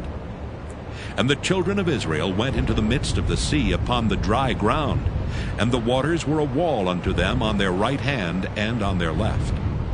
And the Egyptians pursued, and went in after them to the midst of the sea, even all Pharaoh's horses, his chariots, and his horsemen. And it came to pass that in the morning watch the Lord looked unto the host of the Egyptians through the pillar of fire and of the cloud, and troubled the host of the Egyptians, and took off their chariot wheels, that they drave them heavily. So that the Egyptians said, Let us flee from the face of Israel. For the Lord fighteth for them against the Egyptians. And the Lord said unto Moses, Stretch out thine hand over the sea, that the waters may come again upon the Egyptians, upon their chariots, and upon their horsemen. And Moses stretched forth his hand over the sea, and the sea returned to his strength when the morning appeared. And the Egyptians fled against it, and the Lord overthrew the Egyptians in the midst of the sea. And the waters returned and covered the chariots and the horsemen, and all the host of Pharaoh that came into the sea after them. There remained not so much as one of them. But the children of Israel walked upon dry land in the midst of the sea, and the waters were a wall unto them on their right hand and on their left. Thus the Lord saved Israel that day out of the hand of the Egyptians. And Israel saw the Egyptians dead upon the seashore. And Israel saw that great work which the Lord did upon the Egyptians. And the people feared the Lord, and believed the Lord and his servant Moses. Exodus chapter 15. Then sang Moses and the children of Israel this song unto the Lord, and spake, saying, For he hath triumphed gloriously. The horse and his rider hath he thrown into the sea. The Lord is my strength and song, and he is become my salvation. He is my God, and I will prepare him an habitation, my father's God, and I will exalt him. The Lord is a man of war. The Lord is his name. Pharaoh's chariots and his host hath he cast into the sea. His chosen captains also are drowned in the Red Sea. The depths have covered them, they sank into the bottom as a stone. Thy right hand, O Lord, is become glorious in power. Thy right hand, O Lord, hath dashed in pieces the enemy. And in the greatness of thine excellency, thou hast overthrown them that rose up against thee. Thou sentest forth thy wrath, which consumed them as stubble. And with a blast of thy nostrils the waters were gathered together. The flood stood upright as an heap, and the depths were congealed in the heart of the sea. The enemy said, I will pursue, I will overtake, I will divide the spoil. My lust shall be satisfied upon them. I will draw my sword, my hand shall destroy them. Thou didst blow with thy wind, the sea covered them, they sank as lead in the mighty waters. Who is like unto thee, O Lord, among the gods? Who is like thee, glorious in holiness, fearful in praises, doing wonders? Thou stretchest out thy right hand, the earth swallowed them. Thou in thy mercy hast led forth the people which thou hast redeemed. Thou hast guided them in thy strength unto thy holy habitation. The people shall hear and be afraid. Sorrow shall take hold on the inhabitants of Palestina. Then the dukes of Edom shall be amazed. The mighty men of Moab, trembling, shall take hold upon them. All the inhabitants of Canaan shall melt away. Fear and dread shall fall upon them. By the greatness of thine arm, they shall be as still as a stone. Till thy people pass over, O Lord. Till the people pass over which thou hast purchased.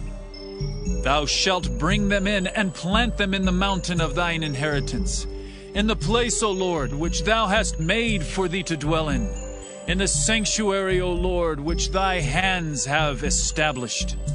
The Lord shall reign forever and ever. For the horse of Pharaoh went in with his chariots and with his horsemen into the sea, and the Lord brought again the waters of the sea upon them. But the children of Israel went on dry land in the midst of the sea. And Miriam the prophetess, the sister of Aaron, took a timbrel in her hand. And all the women went out after her with timbrels and with dances. And Miriam answered them, Sing ye to the Lord, for he hath triumphed gloriously. The horse and his rider hath he thrown into the sea. So Moses brought Israel from the Red Sea, and they went out into the wilderness of Shur. And they went 3 days in the wilderness and found no water. And when they came to Marah, they could not drink of the waters of Marah, for they were bitter. Therefore the name of it was called Marah. And the people murmured against Moses, saying, What shall we drink? And he cried unto the Lord. And the Lord showed him a tree, which when he had cast into the waters were made sweet. There he made for them a statute and an ordinance, and there he proved them, and said, If thou wilt diligently hearken to the voice of the Lord thy God, and wilt do that which is right in his sight, and wilt give ear to his commandments, and keep all his statutes, I will put none of these diseases upon thee, which I have brought upon the Egyptians. For I am the Lord that healeth thee. And they came to Elim, where were 12 wells of water, and 70 palm trees, and they encamped there by the waters. Exodus chapter 16. And they took their journey from Elim, and all the congregation of the children of Israel came unto the wilderness of Sin, which is between Elim and Sinai, on the 15th day of the 2nd month after their departing out of the land of Egypt. And the whole congregation of the children of Israel murmured against Moses and Aaron in the wilderness. And the children of Israel said unto them, Would to God we had died by the hand of the Lord in the land of Egypt, when we sat by the flesh pots, and when we did eat bread to the full. For ye have brought us forth into this wilderness to kill this whole assembly with hunger. Then said the Lord unto Moses, Behold, I will rain bread from heaven for you, And the people shall go out and gather a certain rate every day, that I may prove them, whether they will walk in my law or no. And it shall come to pass that on the 6th day they shall prepare that which they bring in, and it shall be twice as much as they gather daily. And Moses and Aaron said unto all the children of Israel, At even then ye shall know that the Lord hath brought you out from the land of Egypt. And in the morning then ye shall see the glory of the Lord, for that he heareth your murmurings against the Lord. And what are we that ye murmur against us? And Moses said, This shall be when the Lord shall give you in the evening flesh to eat, and in the morning bread to the full. For that the Lord heareth your murmurings which ye murmur against him. And what are we? Your murmurings are not against us, but against the Lord. And Moses spake unto Aaron, Say unto all the congregation of the children of Israel, Come near before the Lord, for he hath heard your murmurings. And it came to pass, as Aaron spake unto the whole congregation of the children of Israel, that they looked toward the wilderness, and behold, the glory of the Lord appeared in the cloud. And the Lord spake unto Moses, saying, I have heard the murmurings of the children of Israel. Speak unto them, saying, At even ye shall eat flesh, and in the morning ye shall be filled with bread, and ye shall know that I am the Lord your God. And it came to pass that at even the quails came up and covered the camp, and in the morning the dew lay round about the host. And when the dew that lay was gone up, behold, upon the face of the wilderness there lay a small round thing, as small as the hoarfrost on the ground. And when the children of Israel saw it, they said one to another, It is manna. For they wist not what it was. And Moses said unto them, This is the bread which the Lord hath given you to eat. This is the thing which the Lord hath commanded. Gather of it every man according to his eating, an omer for every man according to the number of your persons. Take ye every man for them which are in his tents. And the children of Israel did so, and gathered, some more, some less. And when they did meet it with an omer, he that gathered much had nothing over, and he that gathered little had no lack. They gathered every man according to his eating. And Moses said, Let no man leave of it till the morning. Notwithstanding they hearkened not unto Moses, but some of them left of it until the morning, and it bred worms and stank, and Moses was wroth with them. And they gathered it every morning, every man according to his eating, and when the sun waxed hot, it melted. And it came to pass that on the 6th day they gathered twice as much bread, 2 omers for one man. And all the rulers of the congregation came and told Moses. And he said unto them, This is that which the Lord hath said. Tomorrow is the rest of the holy Sabbath unto the Lord. Bake that which ye will bake today, and seethe that ye will seethe. And that which remaineth over lay up for you to be kept until the morning. And they laid it up till the morning as Moses bade, and it did not stink, neither was there any worm therein. And Moses said, Eat that today, for today is a Sabbath unto the Lord. Today ye shall not find it in the field. 6 days ye shall gather it, but on the 7th day, which is the Sabbath, in it there shall be none. And it came to pass that there went out some of the people on the 7th day for to gather, and they found none. And the Lord said unto Moses, How long refuse ye to keep my commandments and my laws? See, for that the Lord hath given you the Sabbath. Therefore he giveth you on the 6th day the bread of 2 days. Abide ye every man in his place. Let no man go out of his place on the 7th day. So the people rested on the 7th day. And the house of Israel called the name thereof manna. And it was like coriander seed white, and the taste of it was like wafers made with honey. And Moses said, This is the thing which the Lord commandeth. Fill an omer of it to be kept for your generations. that they may see the bread wherewith I have fed you in the wilderness, when I brought you forth from the land of Egypt. And Moses said unto Aaron, Take a pot, and put an omer full of manna therein, and lay it up before the Lord, to be kept for your generations. As the Lord commanded Moses, so Aaron laid it up before the testimony to be kept. And the children of Israel did eat manna 40 years, until they came to a land inhabited. They did eat manna until they came unto the borders of the land of Canaan. Now an omer is the 10th part of an ephah. Exodus chapter 17. And all the congregation of the children of Israel journeyed from the wilderness of Sin after their journeys according to the commandment of the Lord, and pitched in Rephidim, and there was no water for the people to drink. Wherefore the people did chide with Moses, and said, Give us water that we may drink. And Moses said unto them, Why chide ye with me? Wherefore do ye tempt the Lord? And the people thirsted there for water, and the people murmured against Moses, and said, Wherefore is this that thou hast brought us up out of Egypt, to kill us and our children and our cattle with thirst? And Moses cried unto the Lord, saying, What shall I do unto this people? They be almost ready to stone me. And the Lord said unto Moses, Go on before the people, and take with thee of the elders of Israel, and thy rod wherewith thou smotest the river, take in thine hand, and go. Behold, I will stand before thee there upon the rock in Horeb, and thou shalt smite the rock, and there shall come water out of it, that the people may drink.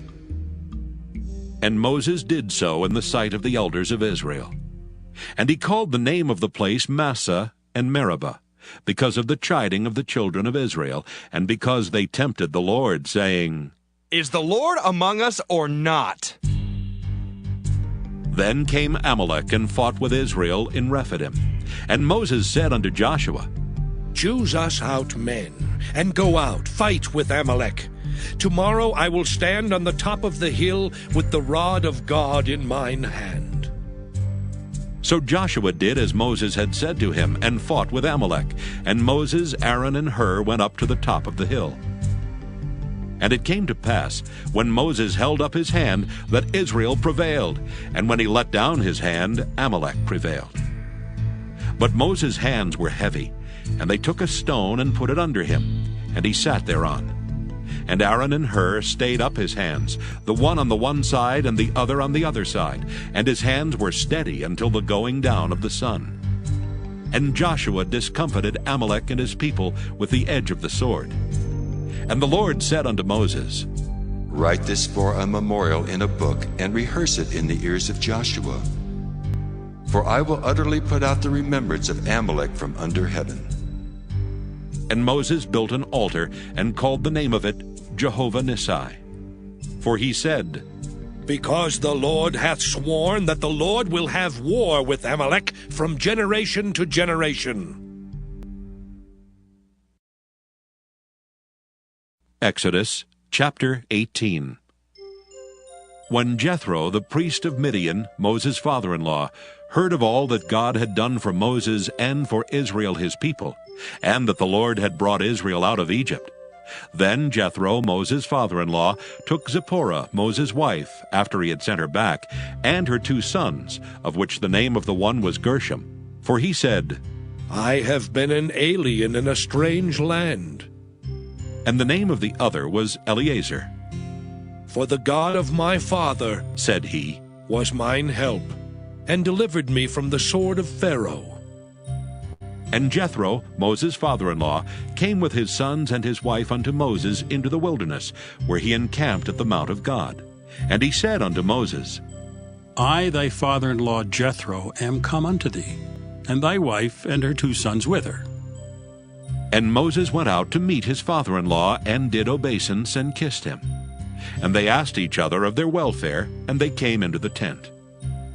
And Moses told his father-in-law all that the Lord had done unto Pharaoh, and to the Egyptians for Israel's sake, and all the travail that had come upon them by the way, and how the Lord delivered them. And Jethro rejoiced for all the goodness which the Lord had done to Israel, whom he had delivered out of the hand of the Egyptians. And Jethro said, Blessed be the Lord, who hath delivered you out of the hand of the Egyptians, and out of the hand of Pharaoh, who hath delivered the people from under the hand of the Egyptians. Now I know that the Lord is greater than all gods, for in the thing wherein they dealt proudly he was above them. And Jethro, Moses' father-in-law, took a burnt offering and sacrifices for God. And Aaron came, and all the elders of Israel, to eat bread with Moses' father-in-law before God. And it came to pass on the morrow that Moses sat to judge the people, and the people stood by Moses from the morning unto the evening. And when Moses' father-in-law saw all that he did to the people, he said, What is this thing that thou doest to the people? Why sittest thou thyself alone, and all the people stand by thee from morning until even? And Moses said unto his father-in-law, Because the people come unto me to inquire of God. When they have a matter, they come unto me, and I judge between one and another, and I do make them know the statutes of God and his laws. And Moses' father-in-law said unto him, The thing that thou doest is not good. Thou wilt surely wear away both thou and this people that is with thee. For this thing is too heavy for thee. Thou art not able to perform it thyself alone. Hearken now unto my voice. I will give thee counsel, and God shall be with thee. Be thou for the people to Godward, that thou mayest bring the causes unto God. And thou shalt teach them ordinances and laws, and shalt show them the way wherein they must walk, and the work that they must do. Moreover, thou shalt provide out of all the people able men such as fear God, men of truth, hating covetousness, and place such over them to be rulers of thousands, and rulers of hundreds, rulers of 50s, and rulers of 10s. And let them judge the people at all seasons. And it shall be that every great matter they shall bring unto thee, but every small matter they shall judge. So shall it be easier for thyself, and they shall bear the burden with thee. If thou shalt do this thing, and God command thee so, then thou shalt be able to endure, and all this people shall also go to their place in peace. So Moses hearkened to the voice of his father-in-law, and did all that he had said. And Moses chose able men out of all Israel, and made them heads over the people, rulers of thousands, rulers of hundreds, rulers of 50s, and rulers of 10s. And they judged the people at all seasons. The hard causes they brought unto Moses, but every small matter they judged themselves. And Moses let his father-in-law depart, and he went his way into his own land. Exodus chapter 19. In the 3rd month, when the children of Israel were gone forth out of the land of Egypt, the same day came they into the wilderness of Sinai. For they were departed from Rephidim, and were come to the desert of Sinai, and had pitched in the wilderness. And there Israel camped before the mount. And Moses went up unto God, and the Lord called unto him out of the mountain, saying, Thus shalt thou say to the house of Jacob, and tell the children of Israel, Ye have seen what I did unto the Egyptians, and how I bare you on eagle's wings, and brought you unto myself. Now therefore, if ye will obey my voice indeed, and keep my covenant, then ye shall be a peculiar treasure unto me above all people, for all the earth is mine. And ye shall be unto me a kingdom of priests, and an holy nation. These are the words which thou shalt speak unto the children of Israel. And Moses came and called for the elders of the people, and laid before their faces all these words which the Lord commanded him. And all the people answered together and said, All that the Lord hath spoken, we will do. And Moses returned the words of the people unto the Lord.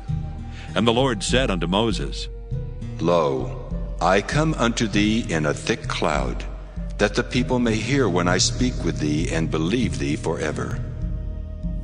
And Moses told the words of the people unto the Lord.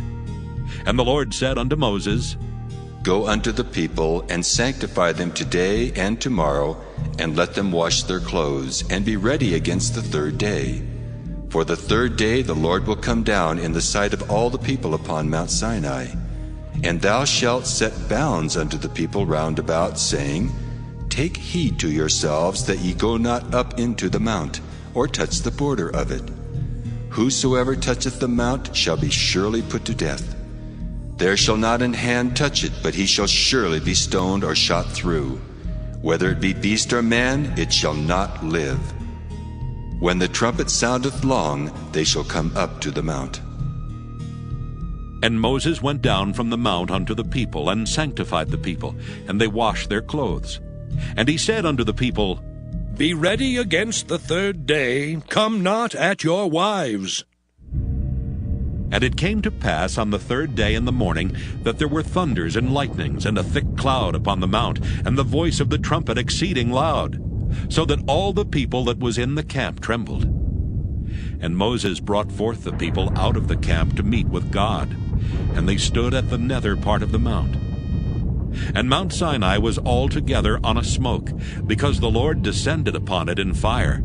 And the smoke thereof ascended as the smoke of a furnace, and the whole mount quaked greatly. And when the voice of the trumpet sounded long, and waxed louder and louder, Moses spake, and God answered him by a voice. And the Lord came down upon Mount Sinai on the top of the mount. And the Lord called Moses up to the top of the mount, and Moses went up. And the Lord said unto Moses, Go down, charge the people, lest they break through unto the Lord to gaze, and many of them perish. And let the priests also, which come near to the Lord, sanctify themselves, lest the Lord break forth upon them. And Moses said unto the Lord, The people cannot come up to Mount Sinai, for thou chargest us, saying, Set bounds about the mount, and sanctify it. And the Lord said unto him, Away, get thee down, and thou shalt come up, thou and Aaron with thee. But let not the priests and the people break through to come up unto the Lord, lest he break forth upon them. So Moses went down unto the people, and spake unto them. Exodus chapter 20.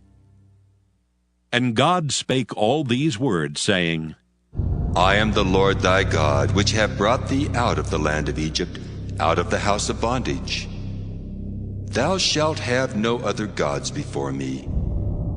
Thou shalt not make unto thee any graven image, or any likeness of anything that is in heaven above, or that is in the earth beneath, or that is in the water under the earth. Thou shalt not bow down thyself to them, nor serve them. For I, the Lord thy God, am a jealous God, visiting the iniquity of the fathers upon the children unto the third and fourth generation of them that hate me, and showing mercy unto thousands of them that love me and keep my commandments. Thou shalt not take the name of the Lord thy God in vain, for the Lord will not hold him guiltless that taketh his name in vain. Remember the Sabbath day to keep it holy. 6 days shalt thou labor and do all thy work. But the seventh day is the Sabbath of the Lord thy God. In it thou shalt not do any work, thou, nor thy son, nor thy daughter, thy manservant, nor thy maidservant, nor thy cattle, nor thy stranger that is within thy gates. For in 6 days the Lord made heaven and earth, the sea, and all that in them is, and rested the seventh day. Wherefore the Lord blessed the Sabbath day, and hallowed it. Honor thy father and thy mother, that thy days may be long upon the land which the Lord thy God giveth thee. Thou shalt not kill. Thou shalt not commit adultery. Thou shalt not steal. Thou shalt not bear false witness against thy neighbor. Thou shalt not covet thy neighbor's house. Thou shalt not covet thy neighbor's wife, nor his manservant, nor his maidservant, nor his ox, nor his ass, nor anything that is thy neighbor's. And all the people saw the thunderings, and the lightnings, and the noise of the trumpet, and the mountain smoking. And when the people saw it, they removed and stood afar off. And they said unto Moses, Speak thou with us, and we will hear, but let not God speak with us, lest we die. And Moses said unto the people, Fear not, for God is come to prove you, and that his fear may be before your faces, that ye sin not. And the people stood afar off, and Moses drew near unto the thick darkness where God was. And the Lord said unto Moses, Thus thou shalt say unto the children of Israel, Ye have seen that I have talked with you from heaven. Ye shall not make with me gods of silver, neither shall ye make unto you gods of gold. An altar of earth thou shalt make unto me, and shalt sacrifice thereon thy burnt offerings, and thy peace offerings, thy sheep and thine oxen. In all places where I record my name, I will come unto thee, and I will bless thee. And if thou wilt make me an altar of stone, thou shalt not build it of hewn stone. For if thou lift up thy tool upon it, thou hast polluted it. Neither shalt thou go up by steps unto mine altar, that thy nakedness be not discovered thereon. Exodus chapter 21. Now these are the judgments which thou shalt set before them. If thou buy an Hebrew servant, 6 years he shall serve, and in the 7th he shall go out free for nothing.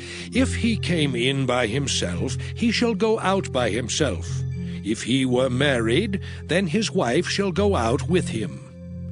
If his master have given him a wife, and she have borne him sons or daughters, the wife and her children shall be her master's, and he shall go out by himself.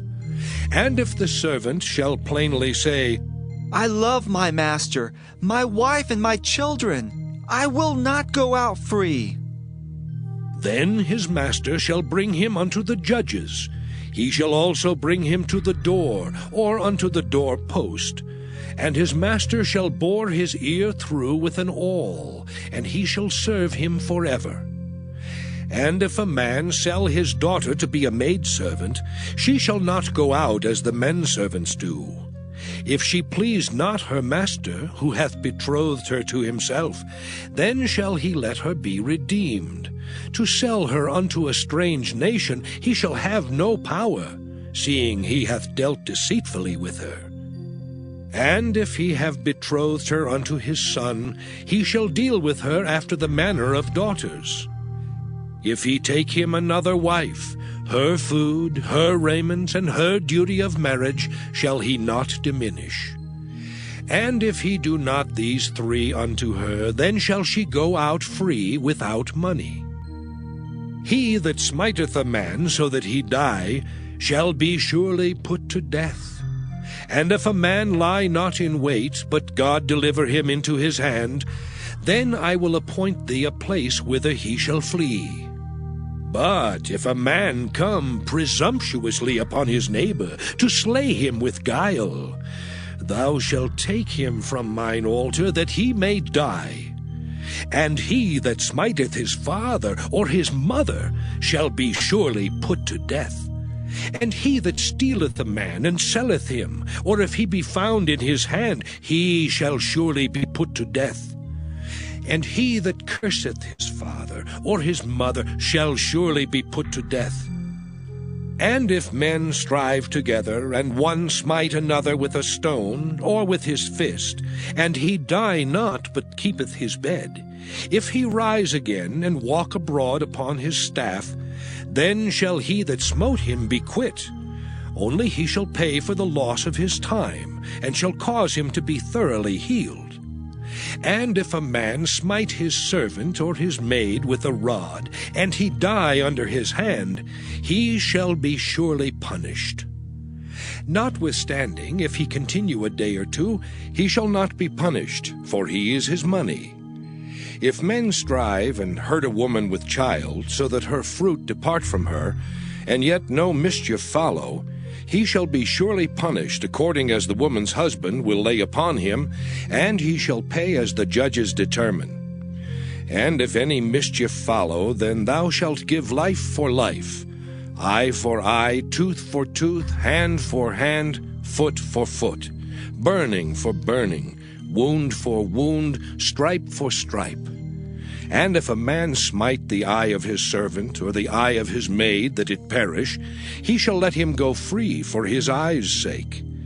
And if he smite out his manservant's tooth, or his maidservant's tooth, he shall let him go free for his tooth's sake. If an ox gore a man or a woman, that they die, then the ox shall be surely stoned, and his flesh shall not be eaten, but the owner of the ox shall be quit.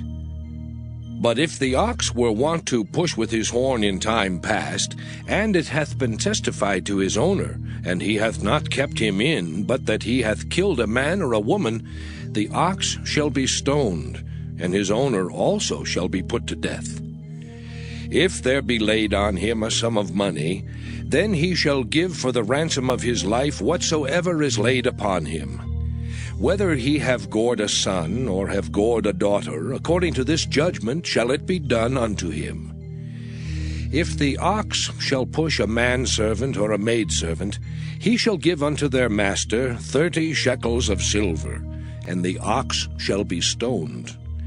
And if a man shall open a pit, or if a man shall dig a pit and not cover it, and an ox or an ass fall therein, the owner of the pit shall make it good, and give money unto the owner of them, and the dead beast shall be his. And if one man's ox hurt another's, that he die, then they shall sell the live ox, and divide the money of it, and the dead ox also they shall divide. Or if it be known that the ox hath used to push in time past, and his owner hath not kept him in, he shall surely pay ox for ox, and the dead shall be his own. Exodus chapter 22. If a man shall steal an ox or a sheep, and kill it or sell it, he shall restore 5 oxen for an ox, and 4 sheep for a sheep. If a thief be found breaking up, and be smitten that he die, there shall no blood be shed for him. If the sun be risen upon him, there shall be blood shed for him, for he should make full restitution. If he have nothing, then he shall be sold for his theft. If the theft be certainly found in his hand alive, whether it be ox or ass or sheep, he shall restore double. If a man shall cause a field or vineyard to be eaten, and shall put in his beast, and shall feed in another man's field, of the best of his own field and of the best of his own vineyard shall he make restitution. If fire break out and catch in thorns, so that the stacks of corn or the standing corn or the field be consumed therewith, he that kindled the fire shall surely make restitution. If a man shall deliver unto his neighbor money or stuff to keep, and it be stolen out of the man's house, if the thief be found, let him pay double. If the thief be not found, then the master of the house shall be brought unto the judges, to see whether he have put his hand unto his neighbor's goods. For all manner of trespass, whether it be for ox, for ass, for sheep, for raiment, or for any manner of lost thing which another challengeth to be his, the cause of both parties shall come before the judges. And whom the judges shall condemn, he shall pay double unto his neighbor. If a man deliver unto his neighbor an ass, or an ox, or a sheep, or any beast to keep, and it die, or be hurt, or driven away, no man seeing it, then shall an oath of the Lord be between them both, that he hath not put his hand unto his neighbor's goods, and the owner of it shall accept thereof, and he shall not make it good. And if it be stolen from him, he shall make restitution unto the owner thereof. If it be torn in pieces, then let him bring it for witness, and he shall not make good that which was torn. And if a man borrow aught of his neighbor, and it be hurt or die, the owner thereof being not with it, he shall surely make it good. But if the owner thereof be with it, he shall not make it good. If it be an hired thing, it came for his hire. And if a man entice a maid that is not betrothed, and lie with her, he shall surely endow her to be his wife.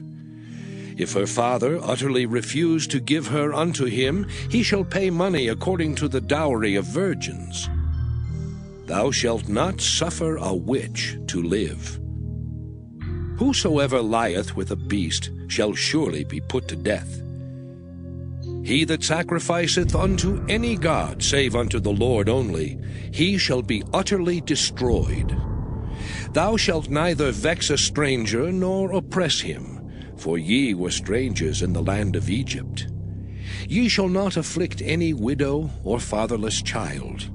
If thou afflict them in any wise, and they cry at all unto me, I will surely hear their cry. And my wrath shall wax hot, and I will kill you with the sword, and your wives shall be widows, and your children fatherless. If thou lend money to any of my people that is poor by thee, thou shalt not be to him as an usurer, neither shalt thou lay upon him usury. If thou at all take thy neighbor's raiment to pledge, thou shalt deliver it unto him by that the sun goeth down. For that is his covering only, it is his raiment for his skin. Wherein shall he sleep? And it shall come to pass, when he crieth unto me, that I will hear, for I am gracious. Thou shalt not revile the gods, nor curse the ruler of thy people. Thou shalt not delay to offer the first of thy ripe fruits and of thy liquors. The firstborn of thy sons shalt thou give unto me. Likewise shalt thou do with thine oxen and with thy sheep. 7 days it shall be with his dam. On the 8th day thou shalt give it me. And ye shall be holy men unto me. Neither shall ye eat any flesh that is torn of beasts in the field. Ye shall cast it to the dogs. Exodus chapter 23. Thou shalt not raise a false report. Put not thine hand with the wicked to be an unrighteous witness. Thou shalt not follow a multitude to do evil. Neither shalt thou speak in a cause to decline after many to wrest judgment.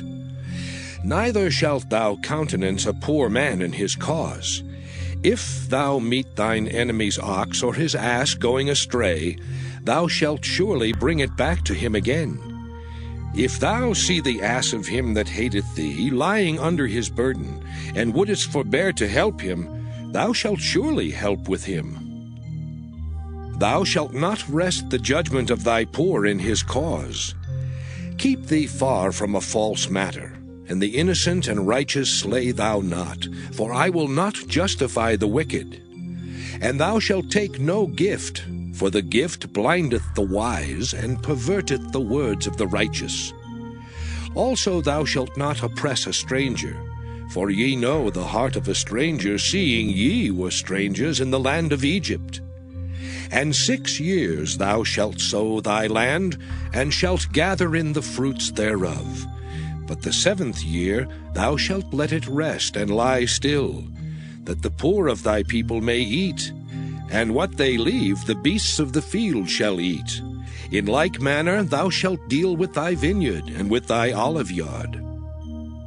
6 days thou shalt do thy work, and on the 7th day thou shalt rest. That thine ox and thine ass may rest, and the son of thy handmaid, and the stranger may be refreshed.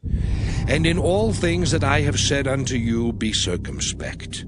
And make no mention of the name of other gods, neither let it be heard out of thy mouth. 3 times thou shalt keep a feast unto me in the year. Thou shalt keep the feast of unleavened bread. Thou shalt eat unleavened bread 7 days, as I commanded thee in the time appointed of the month Abib. For in it thou camest out from Egypt, and none shall appear before me empty. And the feast of harvest, the first fruits of thy labors, which thou hast sown in the field. And the feast of ingathering, which is in the end of the year, when thou hast gathered in thy labors out of the field. 3 times in the year all thy males shall appear before the Lord God. Thou shalt not offer the blood of my sacrifice with leavened bread, neither shall the fat of my sacrifice remain until the morning. The first of the firstfruits of thy land thou shalt bring into the house of the Lord thy God. Thou shalt not see the kid in his mother's milk. Behold, I send an angel before thee to keep thee in the way, and to bring thee into the place which I have prepared.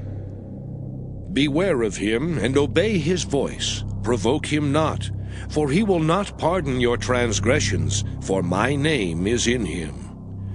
But if thou shalt indeed obey his voice, and do all that I speak, then I will be an enemy unto thine enemies, and an adversary unto thine adversaries.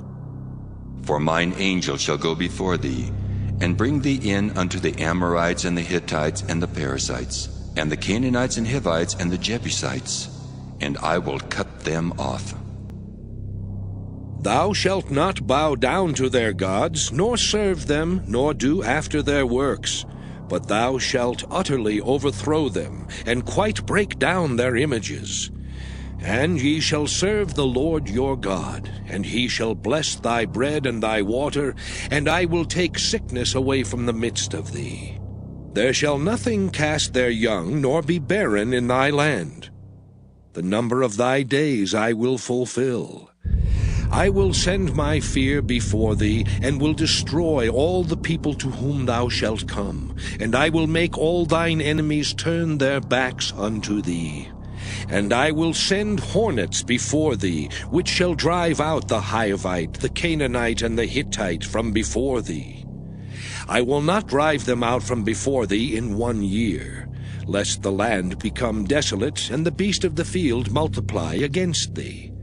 By little and little I will drive them out from before thee, until thou be increased and inherit the land. And I will set thy bounds from the Red Sea even unto the sea of the Philistines, and from the desert unto the river. For I will deliver the inhabitants of the land into your hand, and thou shalt drive them out before thee. Thou shalt make no covenant with them, nor with their gods. They shall not dwell in thy land, lest they make thee sin against me. For if thou serve their gods, it will surely be a snare unto thee. Exodus chapter 24. And he said unto Moses, Come up unto the Lord, thou and Aaron, Nadab and Abihu, and 70 of the elders of Israel, and worship ye afar off. And Moses alone shall come near the Lord, but they shall not come nigh, neither shall the people go up with him. And Moses came and told the people all the words of the Lord, and all the judgments. And all the people answered with one voice, and said, All the words which the Lord hath said will we do.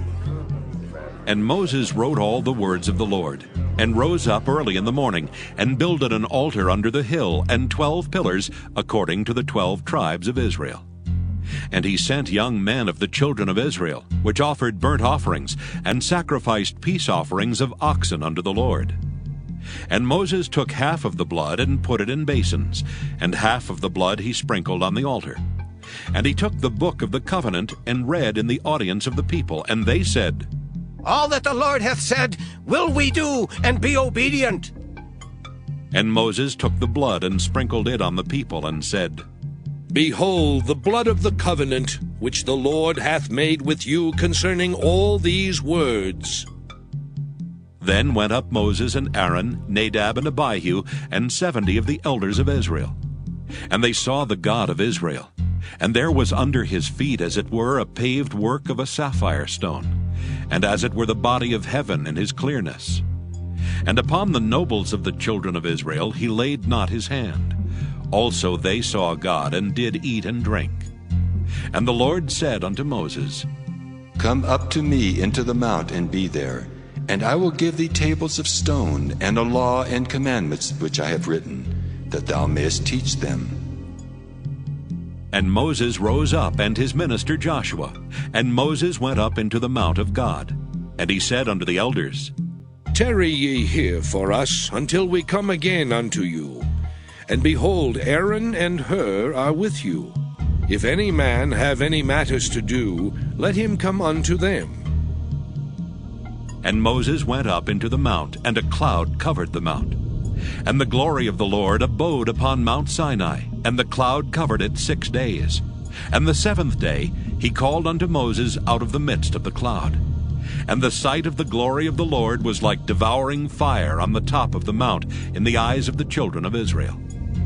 And Moses went into the midst of the cloud, and gat him up into the mount.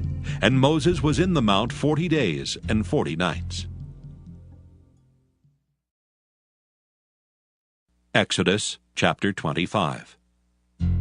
And the Lord spake unto Moses, saying, Speak unto the children of Israel, that they bring me an offering.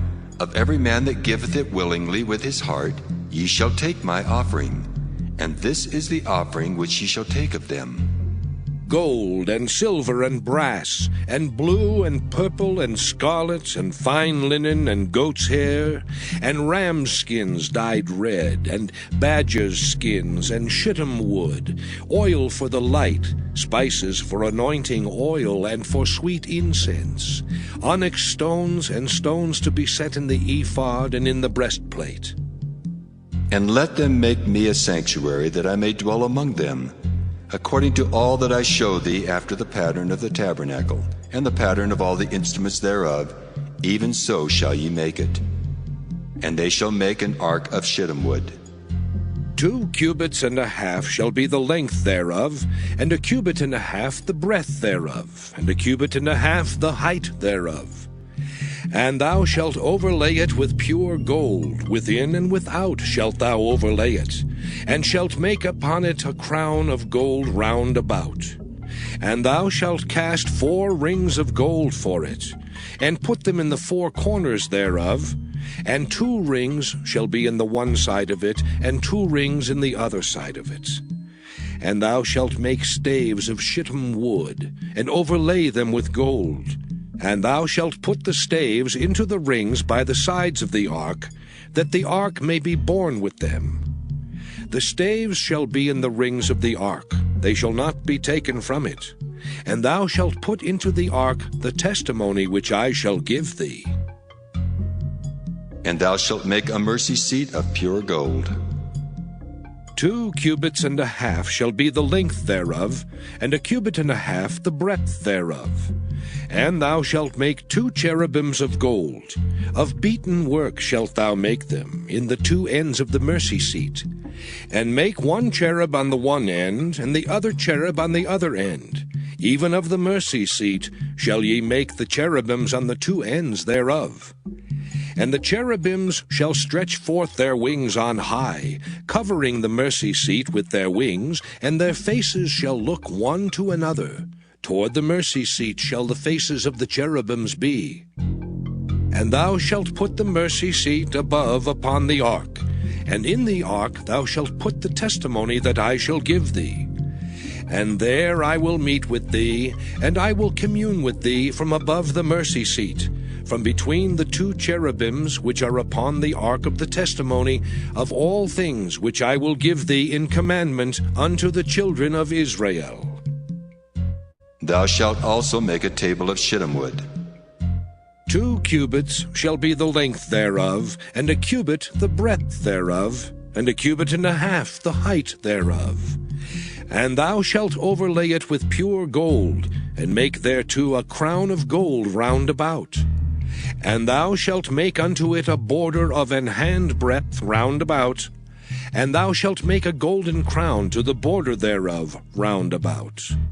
And thou shalt make for it 4 rings of gold, and put the rings in the 4 corners that are on the 4 feet thereof. Over against the border shall the rings be for places of the staves to bear the table. And thou shalt make the staves of shittim wood, and overlay them with gold, that the table may be borne with them. And thou shalt make the dishes thereof, and spoons thereof, and covers thereof, and bowls thereof, to cover withal. Of pure gold shalt thou make them. And thou shalt set upon the table showbread before me alway. And thou shalt make a candlestick of pure gold. Of beaten work shall the candlestick be made, his shaft and his branches, his bowls, his knops and his flowers shall be of the same. And 6 branches shall come out of the sides of it, 3 branches of the candlestick out of the one side, and 3 branches of the candlestick out of the other side. 3 bowls made like unto almonds, with a knop and a flower in one branch, and 3 bowls made like almonds in the other branch, with a knop and a flower, so in the 6 branches that come out of the candlestick. And in the candlestick shall be 4 bowls made like unto almonds, with their knops and their flowers. And there shall be a knop under 2 branches of the same, and a knop under 2 branches of the same, and a knop under 2 branches of the same, according to the 6 branches that proceed out of the candlestick. Their knops and their branches shall be of the same. All it shall be one beaten work of pure gold. And thou shalt make the 7 lamps thereof, and they shall light the lamps thereof, that they may give light over against it. And the tongs thereof and the snuff dishes thereof shall be of pure gold. Of a talent of pure gold shall he make it with all these vessels. And look that thou make them after their pattern, which was showed thee in the mount. Exodus chapter 26. Moreover, thou shalt make the tabernacle, with 10 curtains of fine twined linen, and blue, and purple, and scarlet. With cherubims of cunning work shalt thou make them. The length of one curtain shall be 28 cubits, and the breadth of one curtain 4 cubits, and every one of the curtains shall have one measure. The 5 curtains shall be coupled together one to another, and other 5 curtains shall be coupled one to another. And thou shalt make loops of blue upon the edge of the one curtain from the selvage in the coupling, and likewise shalt thou make in the uttermost edge of another curtain in the coupling of the second. 50 loops shalt thou make in the one curtain, and 50 loops shalt thou make in the edge of the curtain that is in the coupling of the second, that the loops may take hold one of another. And thou shalt make 50 taches of gold, and couple the curtains together with the taches, and it shall be one tabernacle. And thou shalt make curtains of goat's hair to be a covering upon the tabernacle. 11 curtains shalt thou make. The length of one curtain shall be 30 cubits, and the breadth of one curtain 4 cubits, and the 11 curtains shall be all of one measure. And thou shalt couple 5 curtains by themselves, and 6 curtains by themselves, and shalt double the 6th curtain in the forefront of the tabernacle. And thou shalt make 50 loops on the edge of the one curtain that is outmost in the coupling, and 50 loops in the edge of the curtain which coupleth the second. And thou shalt make 50 taches of brass, and put the taches into the loops, and couple the tent together, that it may be one. And the remnant that remaineth of the curtains of the tent, the half curtain that remaineth, shall hang over the backside of the tabernacle. And a cubit on the one side, and a cubit on the other side of that which remaineth in the length of the curtains of the tent, it shall hang over the sides of the tabernacle on this side and on that side, to cover it. And thou shalt make a covering for the tent of rams' skins dyed red, and a covering above of badgers' skins. And thou shalt make boards for the tabernacle of shittim wood standing up. 10 cubits shall be the length of a board, and a cubit and a half shall be the breadth of one board. 2 tenons shall there be in one board, set in order one against another. Thus shalt thou make for all the boards of the tabernacle. And thou shalt make the boards for the tabernacle, 20 boards on the south side southward. And thou shalt make 40 sockets of silver under the 20 boards, 2 sockets under one board for his 2 tenons, and 2 sockets under another board for his 2 tenons. And for the second side of the tabernacle, on the north side, there shall be 20 boards, and there 40 sockets of silver. 2 sockets under one board, and 2 sockets under another board. And for the sides of the tabernacle westward thou shalt make 6 boards. And 2 boards shalt thou make for the corners of the tabernacle in the 2 sides. And they shall be coupled together beneath, and they shall be coupled together above the head of it unto one ring. Thus shall it be for them both. They shall be for the 2 corners. And they shall be 8 boards, and their sockets of silver 16 sockets, 2 sockets under one board, and 2 sockets under another board. And thou shalt make bars of shittim wood, 5 for the boards of the one side of the tabernacle, and 5 bars for the boards of the other side of the tabernacle, and 5 bars for the boards of the side of the tabernacle for the 2 sides westward. And the middle bar in the midst of the boards shall reach from end to end. And thou shalt overlay the boards with gold, and make their rings of gold for places for the bars. And thou shalt overlay the bars with gold. And thou shalt rear up the tabernacle according to the fashion thereof which was showed thee in the mount. And thou shalt make a veil of blue and purple and scarlet and fine twined linen of cunning work. With cherubims shall it be made. And thou shalt hang it upon 4 pillars of shittim wood overlaid with gold. Their hooks shall be of gold upon the 4 sockets of silver. And thou shalt hang up the veil under the taches, that thou mayest bring in thither within the veil the ark of the testimony. And the veil shall divide unto you between the holy place and the most holy. And thou shalt put the mercy seat upon the ark of the testimony in the most holy place. And thou shalt set the table without the veil, and the candlestick over against the table on the side of the tabernacle toward the south. And thou shalt put the table on the north side. And thou shalt make an hanging for the door of the tent of blue and purple and scarlet and fine twined linen, wrought with needlework. And thou shalt make for the hanging 5 pillars of shittim wood, and overlay them with gold, and their hooks shall be of gold. And thou shalt cast 5 sockets of brass for them. Exodus chapter 27. And thou shalt make an altar of shittim wood, 5 cubits long and 5 cubits broad. The altar shall be 4 square, and the height thereof shall be 3 cubits. And thou shalt make the horns of it upon the 4 corners thereof. His horns shall be of the same, and thou shalt overlay it with brass. And thou shalt make his pans to receive his ashes, and his shovels, and his basins, and his flesh hooks, and his fire pans. All the vessels thereof thou shalt make of brass. And thou shalt make for it a grate of network of brass. And upon the net shalt thou make 4 brazen rings in the 4 corners thereof. And thou shalt put it under the compass of the altar beneath, that the net may be even to the midst of the altar. And thou shalt make staves for the altar, staves of shittim wood, and overlay them with brass. And the staves shall be put into the rings, and the staves shall be upon the 2 sides of the altar, to bear it.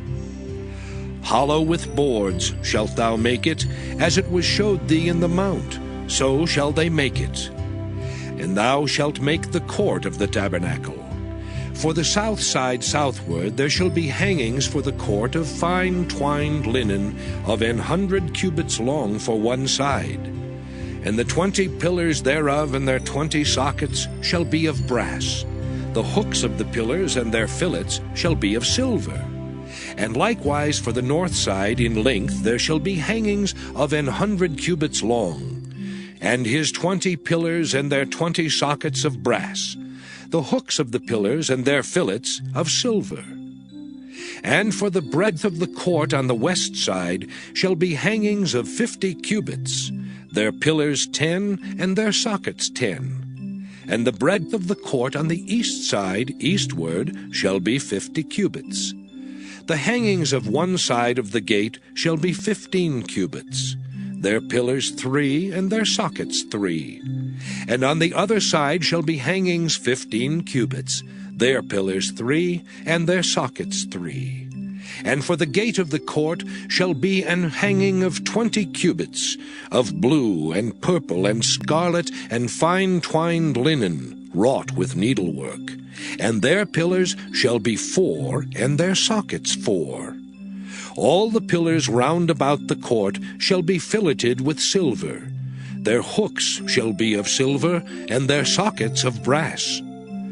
The length of the court shall be 100 cubits, and the breadth 50 everywhere, and the height 5 cubits of fine twined linen, and their sockets of brass. All the vessels of the tabernacle in all the service thereof, and all the pins thereof, and all the pins of the court shall be of brass. And thou shalt command the children of Israel that they bring thee pure olive oil beaten for the light, to cause the lamp to burn always. In the tabernacle of the congregation without the veil, which is before the testimony, Aaron and his sons shall order it from evening to morning before the Lord. It shall be a statute forever unto their generations on the behalf of the children of Israel. Exodus chapter 28. And take thou unto thee Aaron thy brother and his sons with him from among the children of Israel, that he may minister unto me in the priest's office. Even Aaron, Nadab and Abihu, Eleazar and Ithamar, Aaron's sons. And thou shalt make holy garments for Aaron thy brother for glory and for beauty. And thou shalt speak unto all that are wise-hearted, whom I have filled with the spirit of wisdom, that they may make Aaron's garments to consecrate him, that he may minister unto me in the priest's office. And these are the garments which they shall make: a breastplate, and an ephod, and a robe, and a broidered coat, a mitre, and a girdle. And they shall make holy garments for Aaron thy brother and his sons, that he may minister unto me in the priest's office. And they shall take gold, and blue, and purple, and scarlet, and fine linen. And they shall make the ephod of gold, of blue, and of purple, of scarlet, and fine twined linen, with cunning work. It shall have the 2 shoulder pieces thereof joined at the 2 edges thereof, and so it shall be joined together. And the curious girdle of the ephod, which is upon it, shall be of the same, according to the work thereof, even of gold, of blue, and purple, and scarlet, and fine twined linen. And thou shalt take 2 onyx stones, and grave on them the names of the children of Israel, 6 of their names on 1 stone, and the other 6 names of the rest on the other stone, according to their birth. With the work of an engraver in stone, like the engravings of a signet, shalt thou engrave the 2 stones with the names of the children of Israel. Thou shalt make them to be set in ouches of gold. And thou shalt put the 2 stones upon the shoulders of the ephod for stones of memorial unto the children of Israel. And Aaron shall bear their names before the Lord upon his 2 shoulders for a memorial. And thou shalt make ouches of gold, and 2 chains of pure gold at the ends. Of wreathen work shalt thou make them, and fasten the wreathen chains to the ouches. And thou shalt make the breastplate of judgment with cunning work. After the work of the ephod thou shalt make it. Of gold, of blue, and of purple, and of scarlet, and of fine twined linen shalt thou make it. 4 square it shall be, being doubled. A span shall be the length thereof, and a span shall be the breadth thereof. And thou shalt set it in settings of stones, even 4 rows of stones. The first row shall be a sardius, a topaz, and a carbuncle. This shall be the first row. And the second row shall be an emerald, a sapphire, and a diamond. And the third row a ligure, an agate, and an amethyst. And the fourth row a beryl, and an onyx, and a jasper. They shall be set in gold in their enclosings. And the stones shall be with the names of the children of Israel, 12, according to their names, like the engravings of a signet. Every one with his name shall they be according to the 12 tribes. And thou shalt make upon the breastplate chains at the ends of wreathen work of pure gold. And thou shalt make upon the breastplate 2 rings of gold, and shalt put the 2 rings on the 2 ends of the breastplate. And thou shalt put the 2 wreathen chains of gold in the 2 rings which are on the ends of the breastplate. And the other 2 ends of the 2 wreathen chains thou shalt fasten in the 2 ouches, and put them on the shoulder pieces of the ephod before it. And thou shalt make 2 rings of gold, and thou shalt put them upon the 2 ends of the breastplate in the border thereof, which is in the side of the ephod inward. And 2 other rings of gold thou shalt make, and shalt put them on the 2 sides of the ephod underneath, toward the forepart thereof, over against the other coupling thereof, above the curious girdle of the ephod. And they shall bind the breastplate by the rings thereof unto the rings of the ephod with a lace of blue, that it may be above the curious girdle of the ephod, and that the breastplate be not loosed from the ephod. And Aaron shall bear the names of the children of Israel in the breastplate of judgment upon his heart, when he goeth in unto the holy place, for a memorial before the Lord continually. And thou shalt put in the breastplate of judgment the Urim and the Thummim, and they shall be upon Aaron's heart when he goeth in before the Lord. And Aaron shall bear the judgment of the children of Israel upon his heart before the Lord continually. And thou shalt make the robe of the ephod all of blue, and there shall be an hole in the top of it, in the midst thereof. It shall have a binding of woven work round about the whole of it, as it were the whole of an habergeon, that it be not rent. And beneath upon the hem of it thou shalt make pomegranates of blue, and of purple, and of scarlet, round about the hem thereof, and bells of gold between them round about. A golden bell and a pomegranate, a golden bell and a pomegranate, upon the hem of the robe round about. And it shall be upon Aaron to minister, and his sound shall be heard when he goeth in unto the holy place before the Lord, and when he cometh out, that he die not. And thou shalt make a plate of pure gold, and grave upon it, like the engravings of a signet, Holiness to the Lord. And thou shalt put it on a blue lace, that it may be upon the mitre, upon the forefront of the mitre it shall be. And it shall be upon Aaron's forehead, that Aaron may bear the iniquity of the holy things which the children of Israel shall hallow in all their holy gifts. And it shall be always upon his forehead, that they may be accepted before the Lord. And thou shalt embroider the coat of fine linen, and thou shalt make the mitre of fine linen, and thou shalt make the girdle of needlework. And for Aaron's sons thou shalt make coats, and thou shalt make for them girdles, and bonnets shalt thou make for them, for glory and for beauty. And thou shalt put them upon Aaron thy brother, and his sons with him, and shalt anoint them, and consecrate them, and sanctify them, that they may minister unto me in the priest's office. And thou shalt make them linen breeches to cover their nakedness. From the loins even unto the thighs they shall reach. And they shall be upon Aaron and upon his sons when they come in unto the tabernacle of the congregation, or when they come near unto the altar to minister in the holy place, that they bear not iniquity and die. It shall be a statute forever unto him and his seed after him. Exodus chapter 29. And this is the thing that thou shalt do unto them to hallow them, to minister unto me in the priest's office. Take 1 young bullock and 2 rams without blemish, and unleavened bread, and cakes unleavened, tempered with oil, and wafers unleavened, anointed with oil. Of wheaten flour shalt thou make them. and thou shalt put them into one basket, and bring them in the basket with the bullock and the 2 rams.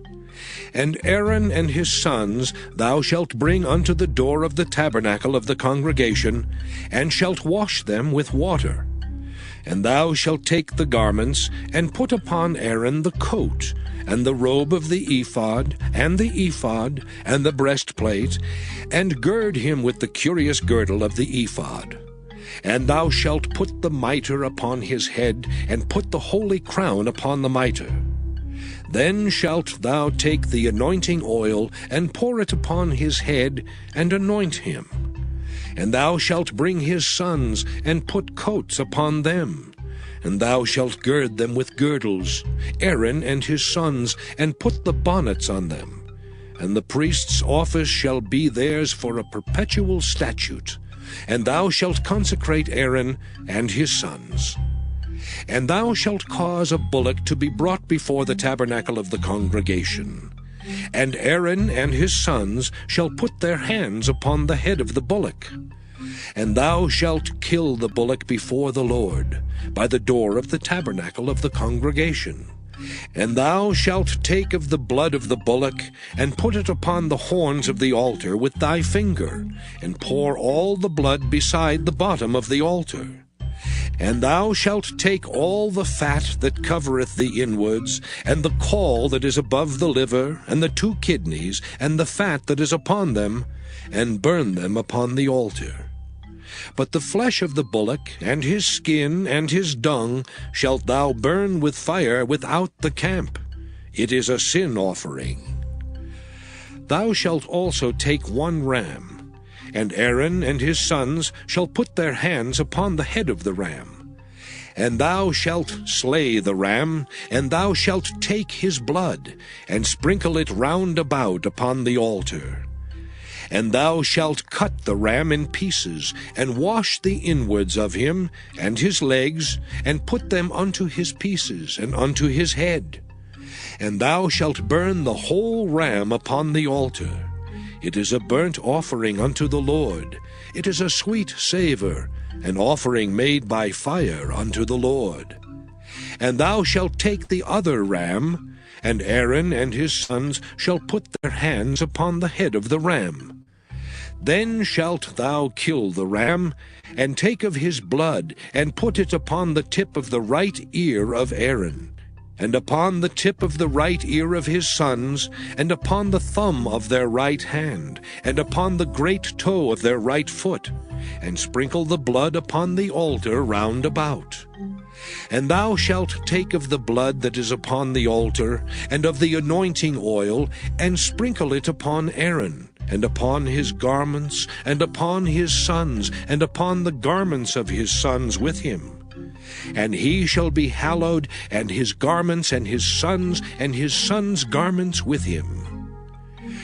Also thou shalt take of the ram the fat and the rump, and the fat that covereth the inwards, and the caul above the liver, and the 2 kidneys, and the fat that is upon them, and the right shoulder, for it is a ram of consecration. And 1 loaf of bread, and 1 cake of oiled bread, and 1 wafer out of the basket of the unleavened bread that is before the Lord. And thou shalt put all in the hands of Aaron, and in the hands of his sons, and shalt wave them for a wave offering before the Lord. And thou shalt receive them of their hands, and burn them upon the altar for a burnt offering, for a sweet savour before the Lord. It is an offering made by fire unto the Lord. And thou shalt take the breast of the ram of Aaron's consecration, and wave it for a wave offering before the Lord, and it shall be thy part.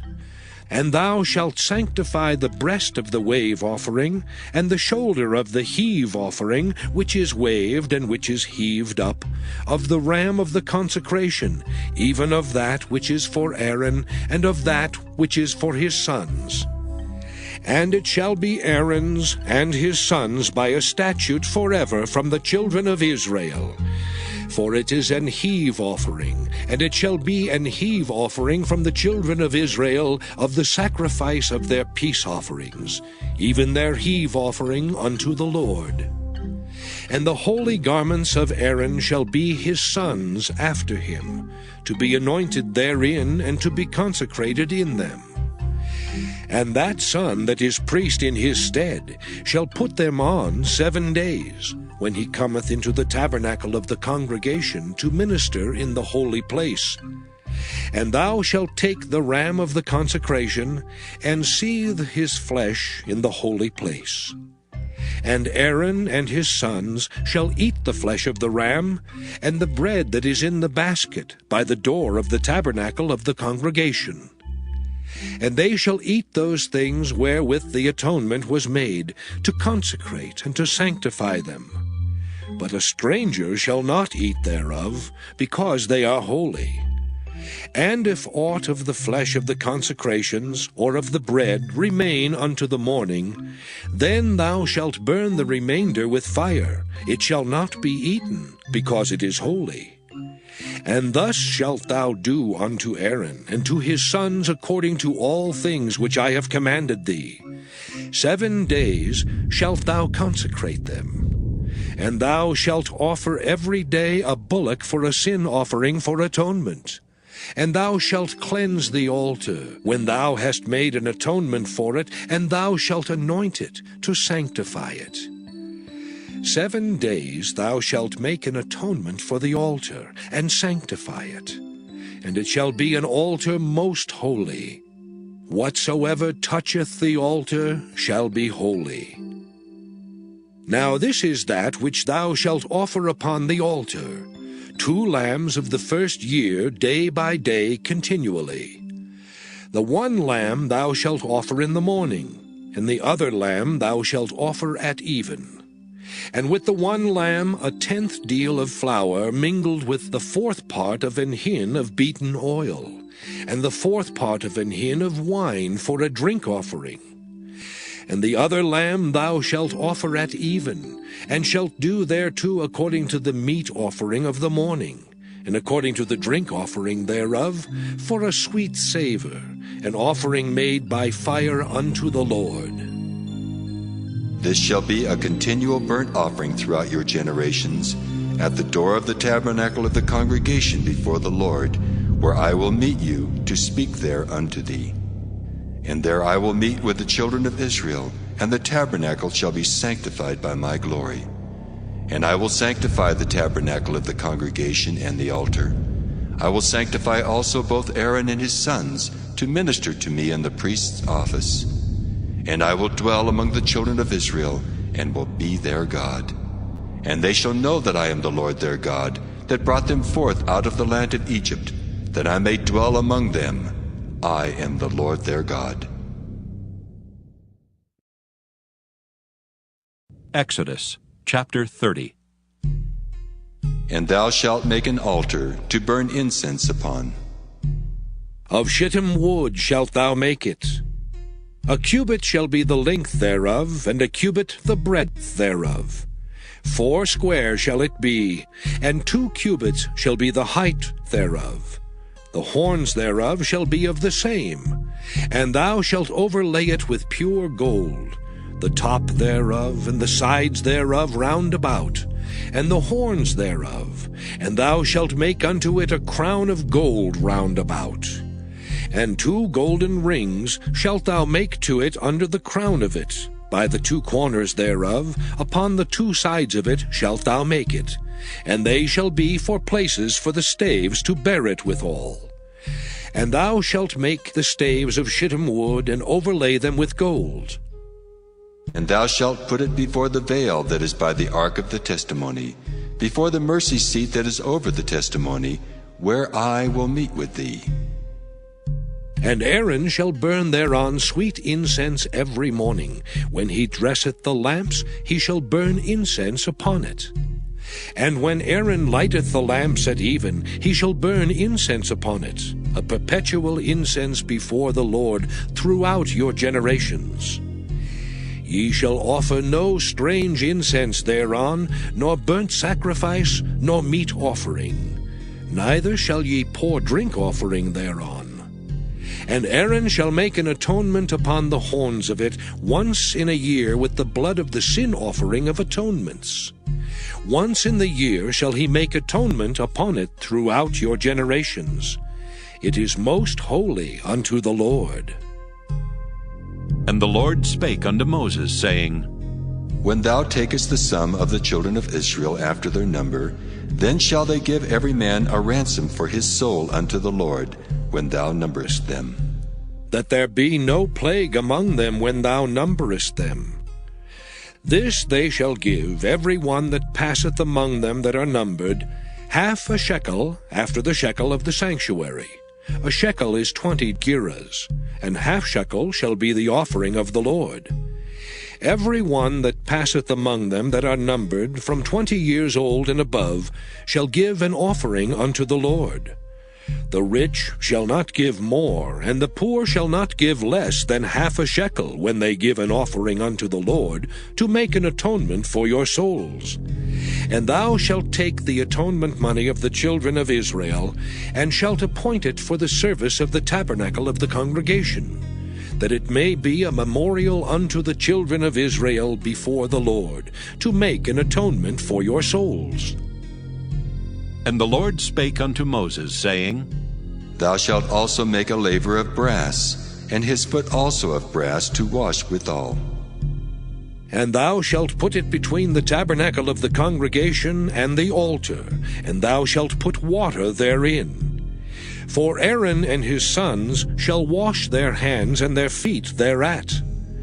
When they go into the tabernacle of the congregation, they shall wash with water, that they die not.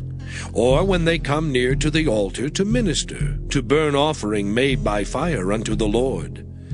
So they shall wash their hands and their feet, that they die not, and it shall be a statute forever to them, even to him and to his seed throughout their generations. Moreover the Lord spake unto Moses, saying, Take thou also unto thee principal spices. Of pure myrrh 500 shekels, and of sweet cinnamon half so much, even 250 shekels, and of sweet calamus 250 shekels, and of cassia 500 shekels, after the shekel of the sanctuary, and of oil olive and hin. And thou shalt make it an oil of holy ointment, an ointment compound after the art of the apothecary. It shall be an holy anointing oil. And thou shalt anoint the tabernacle of the congregation therewith, and the ark of the testimony, and the table and all his vessels, and the candlestick and his vessels, and the altar of incense, and the altar of burnt offering with all his vessels, and the laver and his foot. And thou shalt sanctify them, that they may be most holy. Whatsoever toucheth them shall be holy. And thou shalt anoint Aaron and his sons, and consecrate them, that they may minister unto me in the priest's office. And thou shalt speak unto the children of Israel, saying, This shall be an holy anointing oil unto me throughout your generations. Upon man's flesh shall it not be poured, neither shall ye make any other like it, after the composition of it.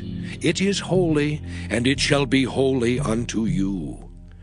Whosoever compoundeth any like it, or whosoever putteth any of it upon a stranger, shall even be cut off from his people.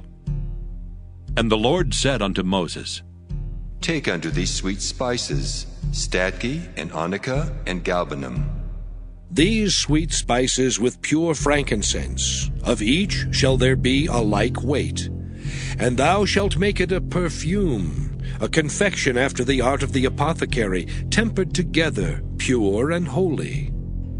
And thou shalt beat some of it very small, and put of it before the testimony in the tabernacle of the congregation, where I will meet with thee. It shall be unto you most holy.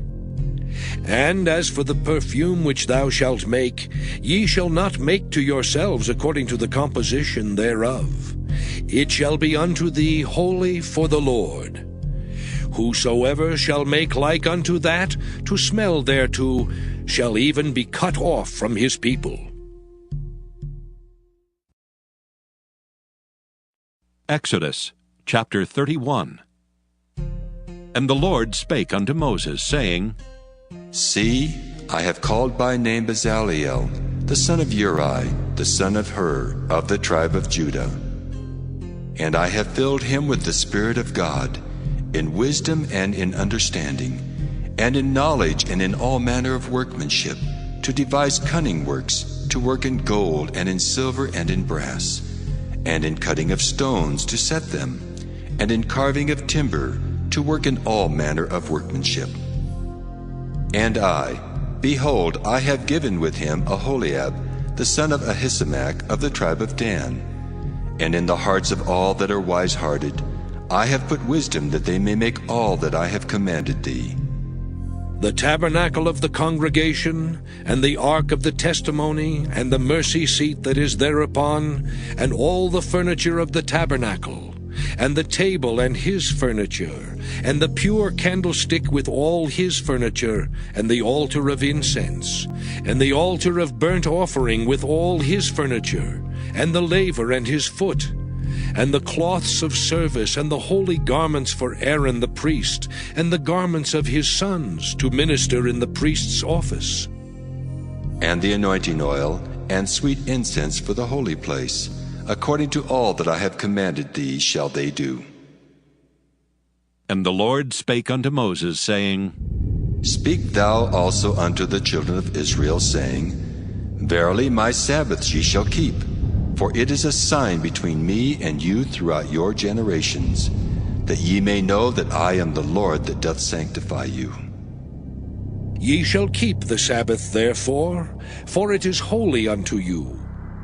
Every one that defileth it shall surely be put to death. For whosoever doeth any work therein, that soul shall be cut off from among his people. 6 days may work be done, but in the 7th is the Sabbath of rest, holy to the Lord. Whosoever doeth any work in the Sabbath day, he shall surely be put to death. Wherefore the children of Israel shall keep the Sabbath, to observe the Sabbath throughout their generations, for a perpetual covenant. It is a sign between me and the children of Israel forever.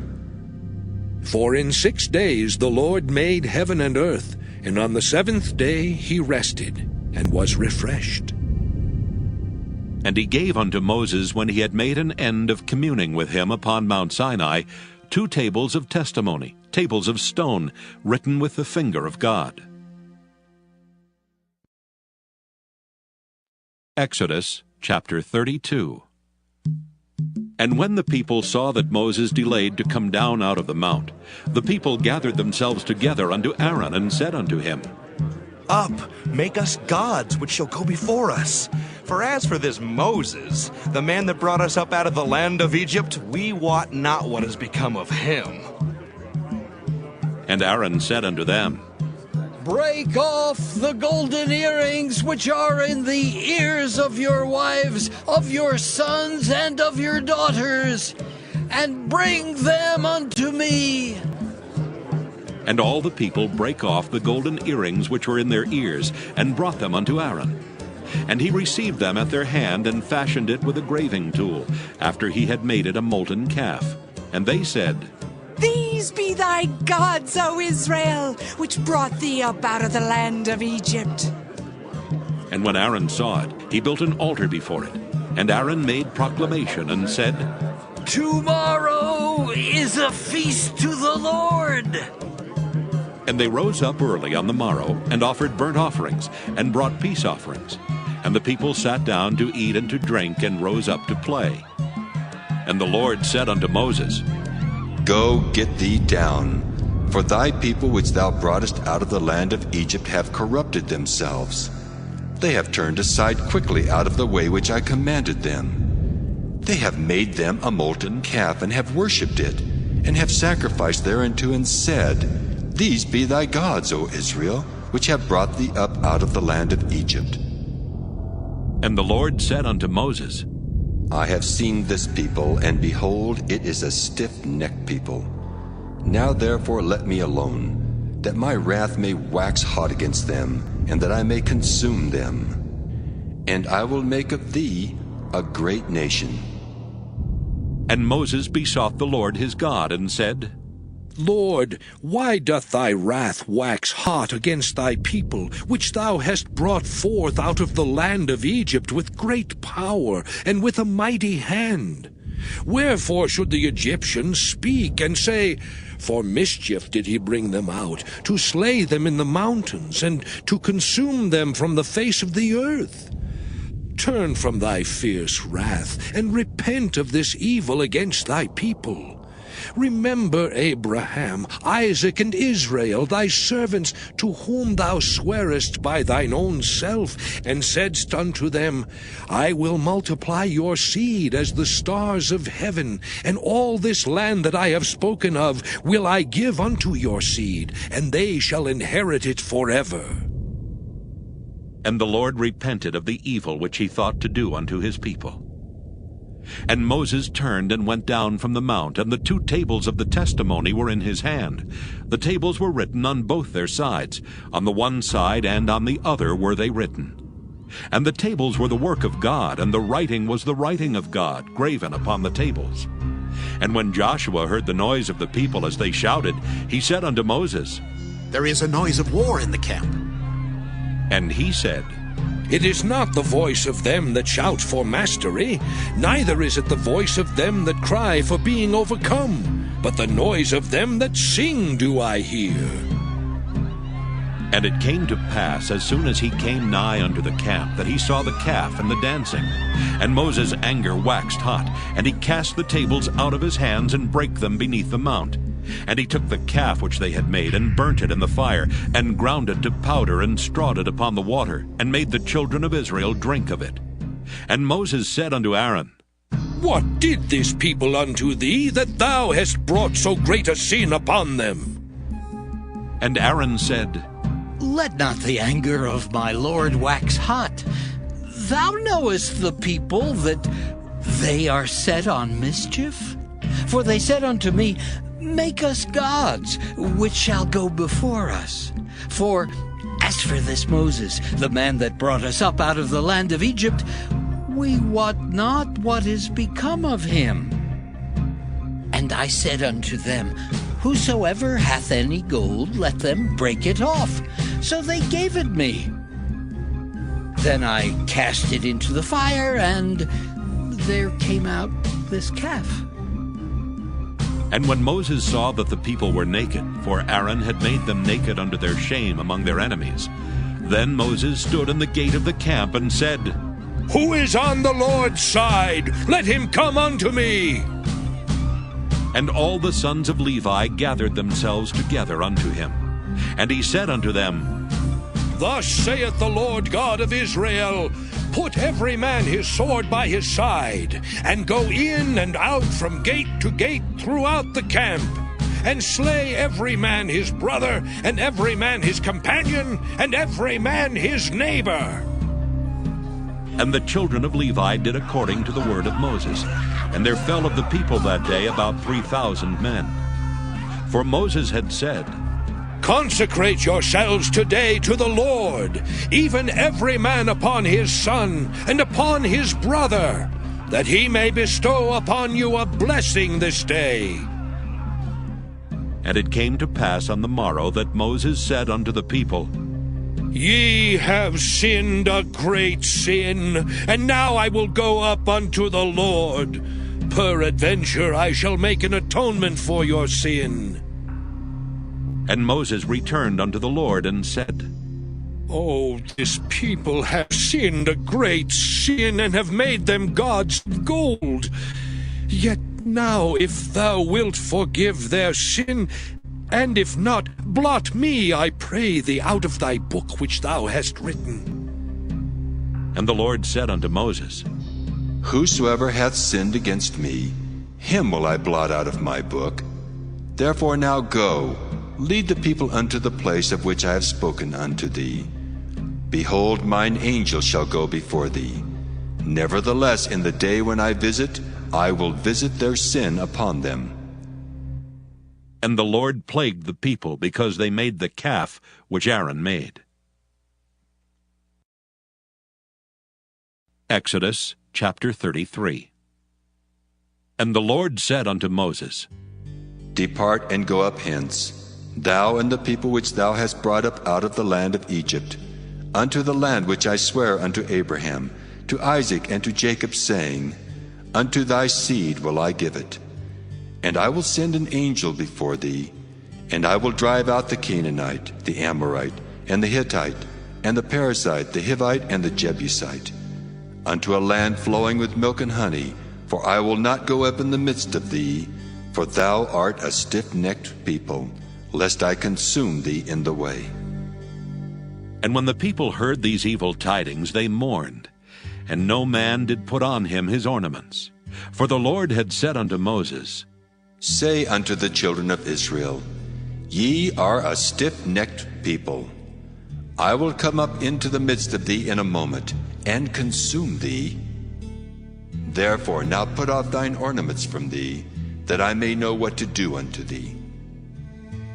And the children of Israel stripped themselves of their ornaments by the Mount Horeb. And Moses took the tabernacle, and pitched it without the camp, afar off from the camp, and called it the tabernacle of the congregation. And it came to pass that every one which sought the Lord went out unto the tabernacle of the congregation, which was without the camp. And it came to pass, when Moses went out unto the tabernacle, that all the people rose up, and stood every man at his tent door, and looked after Moses until he was gone into the tabernacle. And it came to pass, as Moses entered into the tabernacle, the cloudy pillar descended, and stood at the door of the tabernacle. And the Lord talked with Moses. And all the people saw the cloudy pillar stand at the tabernacle door. And all the people rose up and worshipped, every man in his tent door. And the Lord spake unto Moses face to face, as a man speaketh unto his friend. And he turned again into the camp. But his servant Joshua, the son of Nun, a young man, departed not out of the tabernacle. And Moses said unto the Lord, See, thou sayest unto me, Bring up this people, and thou hast not let me know whom thou wilt send with me. Yet thou hast said, I know thee by name, and thou hast also found grace in my sight. Now therefore I pray thee, if I have found grace in thy sight, show me now thy way, that I may know thee, that I may find grace in thy sight, and consider that this nation is thy people. And he said, My presence shall go with thee, and I will give thee rest. And he said unto him, If thy presence go not with me, carry us not up hence. For wherein shall it be known here that I and thy people have found grace in thy sight? Is it not in that thou goest with us? So shall we be separated, I and thy people, from all the people that are upon the face of the earth. And the Lord said unto Moses, I will do this thing also that thou hast spoken, for thou hast found grace in my sight, and I know thee by name. And he said, I beseech thee, show me thy glory. And he said, I will make all my goodness pass before thee, and I will proclaim the name of the Lord before thee, and will be gracious to whom I will be gracious, and will show mercy on whom I will show mercy. And he said, Thou canst not see my face, for there shall no man see me and live. And the Lord said, Behold, there is a place by me, and thou shalt stand upon a rock. And it shall come to pass, while my glory passeth by, that I will put thee in a cleft of the rock, and will cover thee with my hand while I pass by.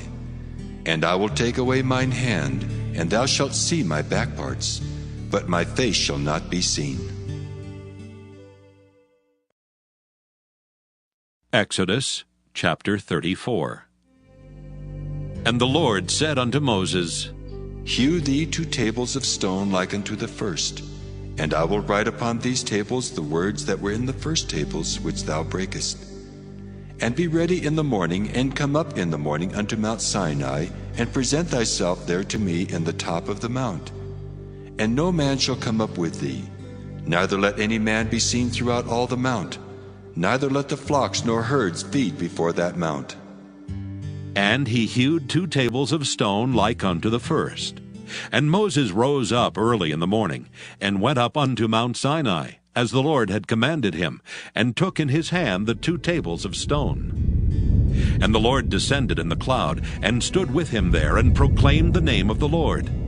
And the Lord passed by before him, and proclaimed, The Lord God, merciful and gracious, long-suffering and abundant in goodness and truth, keeping mercy for thousands, forgiving iniquity and transgression and sin, and that will by no means clear the guilty, visiting the iniquity of the fathers upon the children, and upon the children's children, unto the 3rd and to the 4th generation. And Moses made haste, and bowed his head toward the earth, and worshipped. And he said, If now I have found grace in thy sight, O Lord, let my Lord, I pray thee, go among us. For it is a stiff-necked people, and pardon our iniquity and our sin, and take us for thine inheritance. And he said, Behold, I make a covenant. Before all thy people I will do marvels, such as have not been done in all the earth, nor in any nation. And all the people among which thou art shall see the work of the Lord. For it is a terrible thing that I will do with thee. Observe thou that which I command thee this day. Behold, I drive out before thee the Amorite, and the Canaanite, and the Hittite, and the Perizzite, and the Hivite, and the Jebusite. Take heed to thyself, lest thou make a covenant with the inhabitants of the land whither thou goest, lest it be for a snare in the midst of thee. But ye shall destroy their altars, break their images, and cut down their groves. For thou shalt worship no other God, for the Lord, whose name is jealous, is a jealous God. Lest thou make a covenant with the inhabitants of the land, and they go a-whoring after their gods, and do sacrifice unto their gods, and one call thee, and thou eat of his sacrifice. And thou take of their daughters unto thy sons, and their daughters go a-whoring after their gods, and make thy sons go a-whoring after their gods.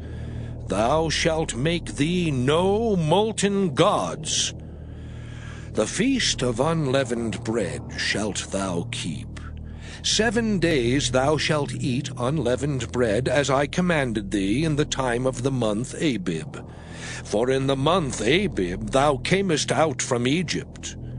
All that openeth the matrix is mine, and every firstling among thy cattle, whether ox or sheep, that is male. But the firstling of an ass thou shalt redeem with a lamb. And if thou redeem him not, then shalt thou break his neck. All the firstborn of thy sons thou shalt redeem, and none shall appear before me empty. 6 days thou shalt work, but on the 7th day thou shalt rest. In earing time and in harvest thou shalt rest. And thou shalt observe the feast of weeks, of the first fruits of wheat harvest, and the feast of ingathering at the year's end. Thrice in the year shall all your men children appear before the Lord God, the God of Israel. For I will cast out the nations before thee, and enlarge thy borders. Neither shall any man desire thy land, when thou shalt go up to appear before the Lord thy God thrice in the year. Thou shalt not offer the blood of my sacrifice with leaven. Neither shall the sacrifice of the feast of the Passover be left unto the morning. The first of the first fruits of thy land thou shalt bring unto the house of the Lord thy God. Thou shalt not see the kid in his mother's milk. And the Lord said unto Moses, Write thou these words, for after the tenor of these words I have made a covenant with thee and with Israel. And he was there with the Lord 40 days and 40 nights. He did neither eat bread nor drink water. And he wrote upon the tables the words of the covenant, the 10 commandments. And it came to pass, when Moses came down from Mount Sinai with the 2 tables of testimony in Moses' hand, when he came down from the mount, that Moses wist not that the skin of his face shone while he talked with him. And when Aaron and all the children of Israel saw Moses, behold, the skin of his face shone, and they were afraid to come nigh him. And Moses called unto them, and Aaron and all the rulers of the congregation returned unto him, and Moses talked with them.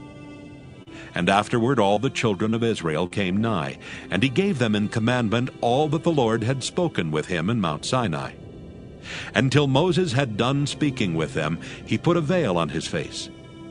But when Moses went in before the Lord to speak with him, he took the veil off until he came out. And he came out and spake unto the children of Israel that which he was commanded.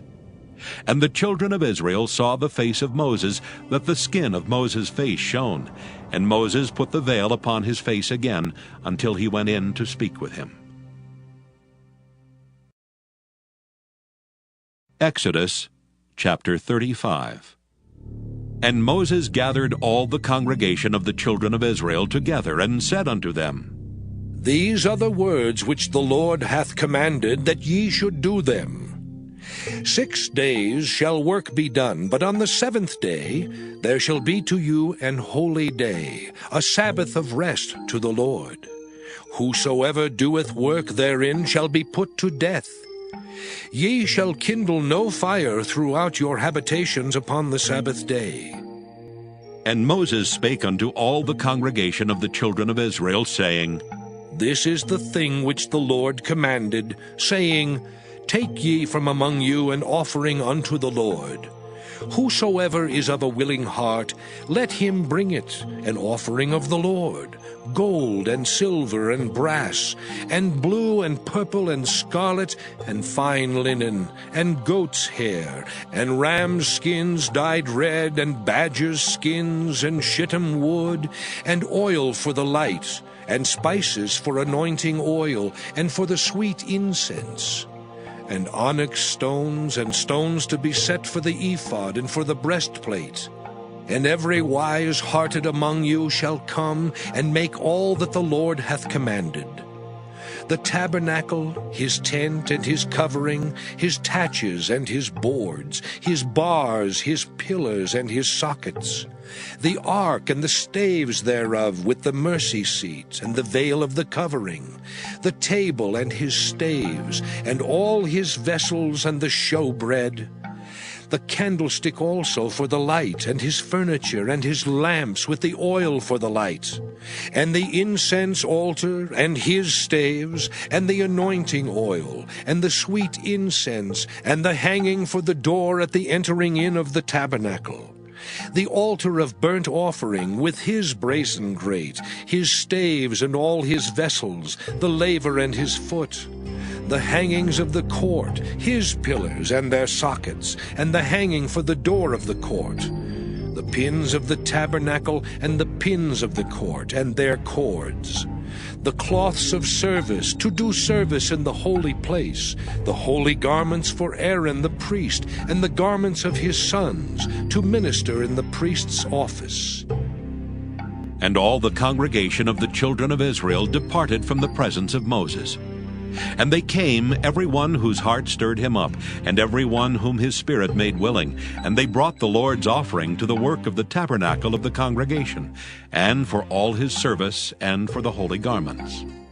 And they came, both men and women, as many as were willing-hearted, and brought bracelets and earrings and rings and tablets, all jewels of gold. And every man that offered an offering of gold unto the Lord. And every man with whom was found blue and purple and scarlet and fine linen, and goat's hair and red skins of rams and badgers' skins brought them. Every one that did offer an offering of silver and brass brought the Lord's offering. And every man with whom was found shittim wood for any work of the service brought it. And all the women that were wise-hearted did spin with their hands, and brought that which they had spun, both of blue, and of purple, and of scarlet, and of fine linen. And all the women whose heart stirred them up in wisdom spun goat's hair. And the rulers brought onyx stones, and stones to be set for the ephod, and for the breastplate, and spice and oil for the light, and for the anointing oil, and for the sweet incense. The children of Israel brought a willing offering unto the Lord, every man and woman whose heart made them willing to bring for all manner of work, which the Lord had commanded to be made by the hand of Moses. And Moses said unto the children of Israel, See, the Lord hath called by name Bezaleel, the son of Uri, the son of Hur, of the tribe of Judah. And he hath filled him with the Spirit of God, in wisdom, in understanding, and in knowledge, and in all manner of workmanship, and to devise curious works, to work in gold, and in silver, and in brass, and in the cutting of stones to set them, and in carving of wood to make any manner of cunning work. And he hath put in his heart that he may teach, both he and Aholiab the son of Ahisamach, of the tribe of Dan. Them hath he filled with wisdom of heart, to work all manner of work, of the engraver, and of the cunning workman, and of the embroiderer, in blue and in purple, in scarlet and in fine linen, and of the weaver, even of them that do any work, and of those that devise cunning work. Exodus chapter 36. Then wrought Bezaleel and Aholiab, and every wise-hearted man in whom the Lord put wisdom and understanding, to know how to work all manner of work for the service of the sanctuary, according to all that the Lord had commanded. And Moses called Bezaleel and Aholiab, and every wise-hearted man in whose heart the Lord had put wisdom, even every one whose heart stirred him up to come unto the work to do it. And they received of Moses all the offering which the children of Israel had brought for the work of the service of the sanctuary, to make it withal. And they brought yet unto him free offerings every morning. And all the wise men that wrought all the work of the sanctuary came every man from his work which they made. And they spake unto Moses, saying, The people bring much more than enough for the service of the work which the Lord commanded to make. And Moses gave commandment, and they caused it to be proclaimed throughout the camp, saying, Let neither man nor woman make any more work for the offering of the sanctuary. So the people were restrained from bringing. For the stuff they had was sufficient for all the work to make it, and too much. And every wise-hearted man among them that wrought the work of the tabernacle made 10 curtains of fine twined linen, and blue and purple and scarlet. With cherubims of cunning work made he them. The length of one curtain was 28 cubits, and the breadth of one curtain 4 cubits. The curtains were all of one size. And he coupled the 5 curtains one unto another, and the other 5 curtains he coupled one unto another. And he made loops of blue on the edge of one curtain from the selvage in the coupling. Likewise he made in the uttermost side of another curtain in the coupling of the second. 50 loops made he in one curtain, and 50 loops made he in the edge of the curtain which was in the coupling of the second. The loops held one curtain to another. And he made 50 taches of gold, and coupled the curtains one unto another with the taches. So it became one tabernacle. And he made curtains of goat's hair for the tent over the tabernacle. 11 curtains he made them.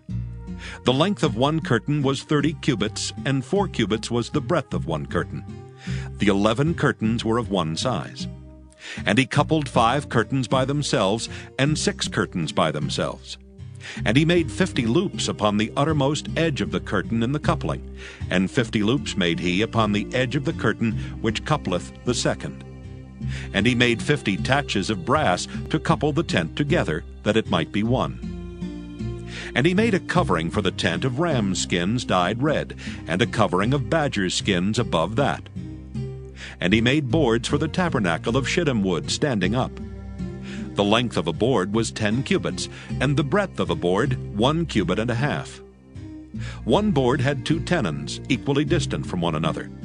Thus did he make for all the boards of the tabernacle. And he made boards for the tabernacle, 20 boards for the south side southward. And 40 sockets of silver he made under the 20 boards, 2 sockets under one board for his 2 tenons, and 2 sockets under another board for his 2 tenons. And for the other side of the tabernacle, which is toward the north corner, he made 20 boards, and there 40 sockets of silver, 2 sockets under one board, and 2 sockets under another board. And for the sides of the tabernacle westward he made 6 boards, and 2 boards made he for the corners of the tabernacle in the 2 sides. And they were coupled beneath and coupled together at the head thereof to one ring. Thus he did to both of them in both the corners. And there were 8 boards, and their sockets were 16 sockets of silver, under every board 2 sockets. And he made bars of shittim wood, 5 for the boards of the one side of the tabernacle, and 5 bars for the boards of the other side of the tabernacle, and 5 bars for the boards of the tabernacle for the sides westward. And he made the middle bar to shoot through the boards from the one end to the other. And he overlaid the boards with gold, and made their rings of gold to be places for the bars, and overlaid the bars with gold. And he made a veil of blue and purple and scarlet and fine twined linen, with cherubims made he it of cunning work. And he made thereunto 4 pillars of shittim wood, and overlaid them with gold. Their hooks were of gold, and he cast for them 4 sockets of silver. And he made an hanging for the tabernacle door of blue and purple and scarlet and fine twined linen of needlework. And the 5 pillars of it with their hooks, and he overlaid their chapiters and their fillets with gold. But their 5 sockets were of brass.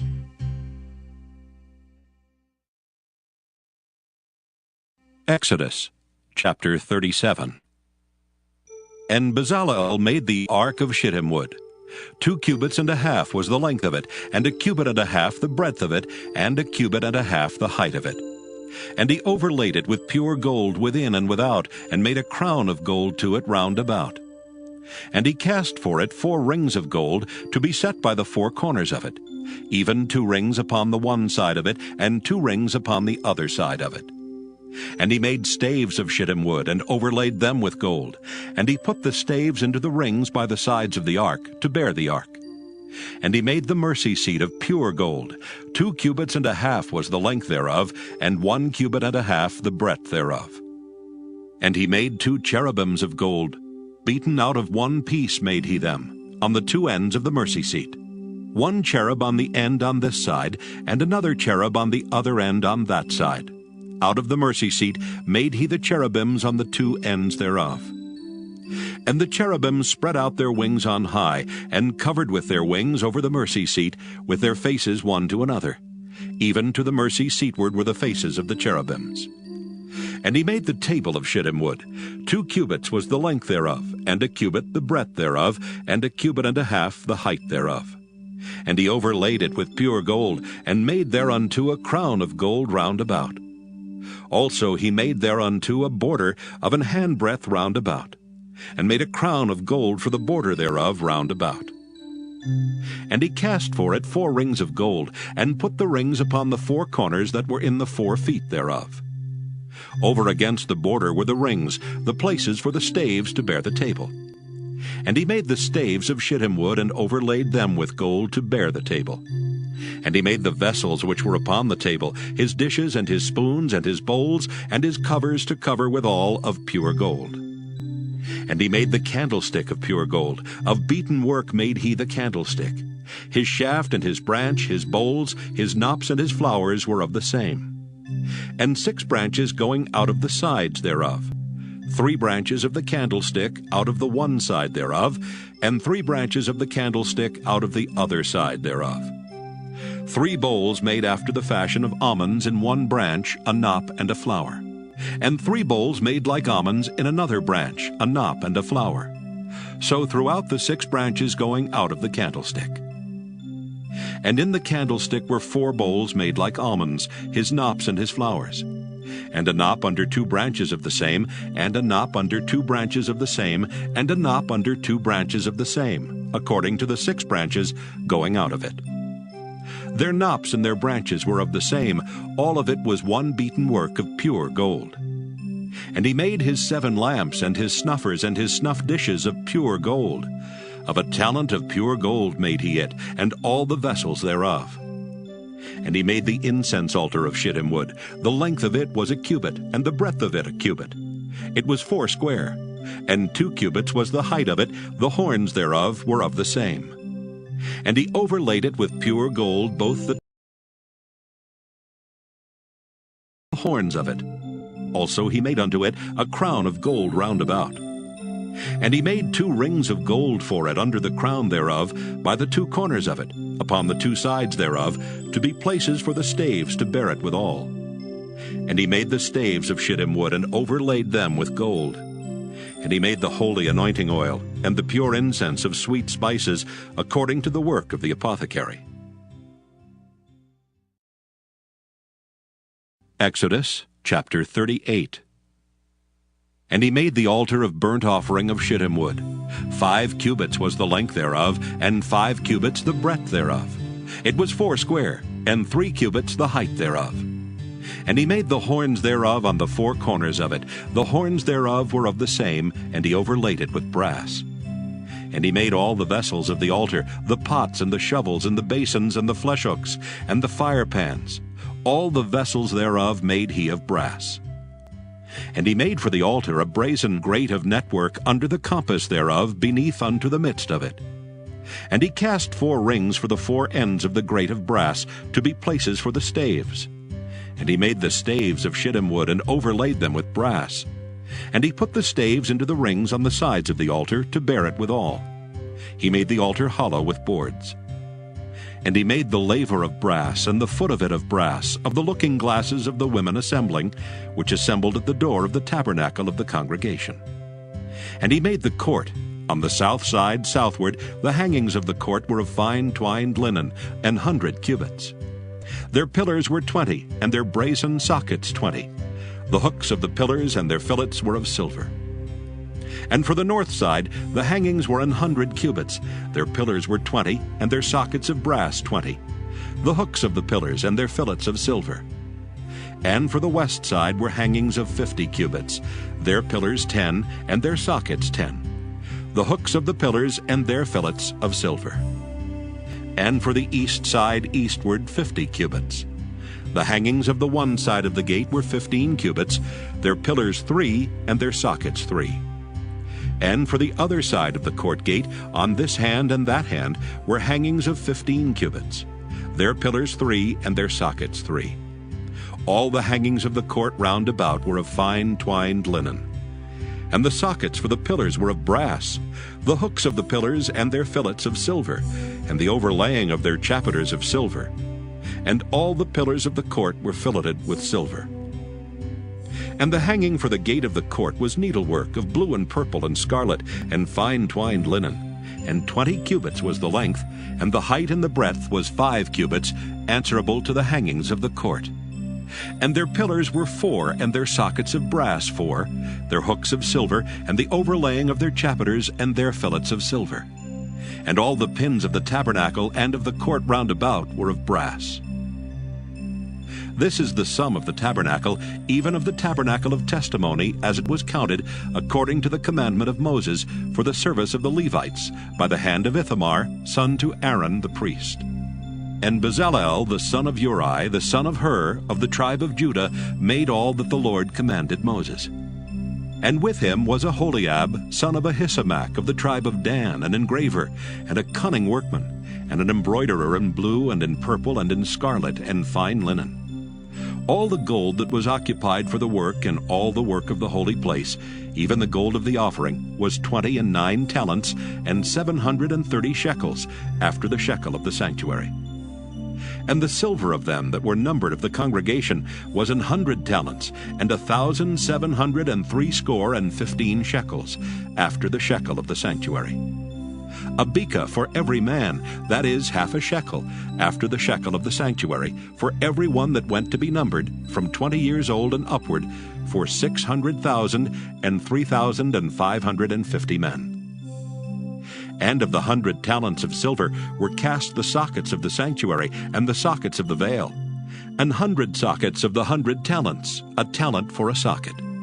And of the 1,770 shekels, he made hooks for the pillars, and overlaid their chapiters, and filleted them. And the brass of the offering was 70 talents, and 2,400 shekels. And therewith he made the sockets to the door of the tabernacle of the congregation, and the brazen altar, and the brazen grate for it, and all the vessels of the altar, and the sockets of the court round about, and the sockets of the court gate, and all the pins of the tabernacle, and all the pins of the court round about. Exodus chapter 39. And of the blue and purple and scarlet they made cloths of service, to do service in the holy place, and made the holy garments for Aaron, as the Lord commanded Moses. And he made the ephod of gold, blue, and purple, and scarlet, and fine twined linen. And they did beat the gold into thin plates, and cut it into wires, to work it in the blue, and in the purple, and in the scarlet, and in the fine linen, with cunning work. They made shoulder pieces for it, to couple it together. By the 2 edges was it coupled together. And the curious girdle of his ephod that was upon it was of the same, according to the work thereof, of gold, blue, and purple, and scarlet, and fine twined linen, as the Lord commanded Moses. And they wrought onyx stones enclosed in ouches of gold, graven, as signets are graven, with the names of the children of Israel. And he put them on the shoulders of the ephod, that they should be stones for a memorial to the children of Israel, as the Lord commanded Moses. And he made the breastplate of cunning work, like the work of the ephod, of gold, blue, and purple, and scarlet, and fine twined linen. It was 4 square. They made the breastplate double. A span was the length thereof, and a span the breadth thereof, being doubled. And they set in it 4 rows of stones. The first row was a sardius, a topaz, and a carbuncle. This was the first row. And the second row an emerald, a sapphire, and a diamond. And the third row a ligure, an agate, and an amethyst. And the fourth row a beryl, an onyx, and a jasper. They were enclosed in ouches of gold in their enclosings. And the stones were according to the names of the children of Israel, 12, according to their names, like the engravings of a signet, every one with his name according to the 12 tribes. And they made upon the breastplate chains at the ends, of wreathen work of pure gold. And they made 2 ouches of gold, and 2 gold rings, and put the 2 rings in the 2 ends of the breastplate. And they put the 2 wreathen chains of gold in the 2 rings on the ends of the breastplate. And the 2 ends of the 2 wreathen chains they fastened in the 2 ouches, and put them on the shoulder pieces of the ephod before it. And they made 2 rings of gold, and put them on the 2 ends of the breastplate, upon the border of it, which was on the side of the ephod inward. And they made 2 other golden rings, and put them on the 2 sides of the ephod underneath, toward the forepart of it, over against the other coupling thereof, above the curious girdle of the ephod. And they did bind the breastplate by his rings under the rings of the ephod with a lace of blue, that it might be above the curious girdle of the ephod, and that the breastplate might not be loosed from the ephod, as the Lord commanded Moses. And he made the robe of the ephod of woven work, all of blue. And there was an hole in the midst of the robe as the hole of an habergeon, with a band round about the hole, that it should not rend. And they made upon the hems of the robe pomegranates of blue and purple and scarlet and twined linen. And they made bells of pure gold, and put the bells between the pomegranates upon the hem of the robe, round about between the pomegranates. A bell and a pomegranate, a bell and a pomegranate, round about the hem of the robe to minister in, as the Lord commanded Moses. And they made coats of fine linen of woven work for Aaron and for his sons, and a mitre of fine linen, and goodly bonnets of fine linen, and linen breeches of fine twined linen, and a girdle of fine twined linen, and blue and purple and scarlet of needlework, as the Lord commanded Moses. And they made the plate of the holy crown of pure gold, and wrote upon it a writing, like to the engravings of a signet, Holiness to the Lord. And they tied unto it a lace of blue to fasten it on high upon the mitre, as the Lord commanded Moses. Thus was all the work of the tabernacle of the tent of the congregation finished.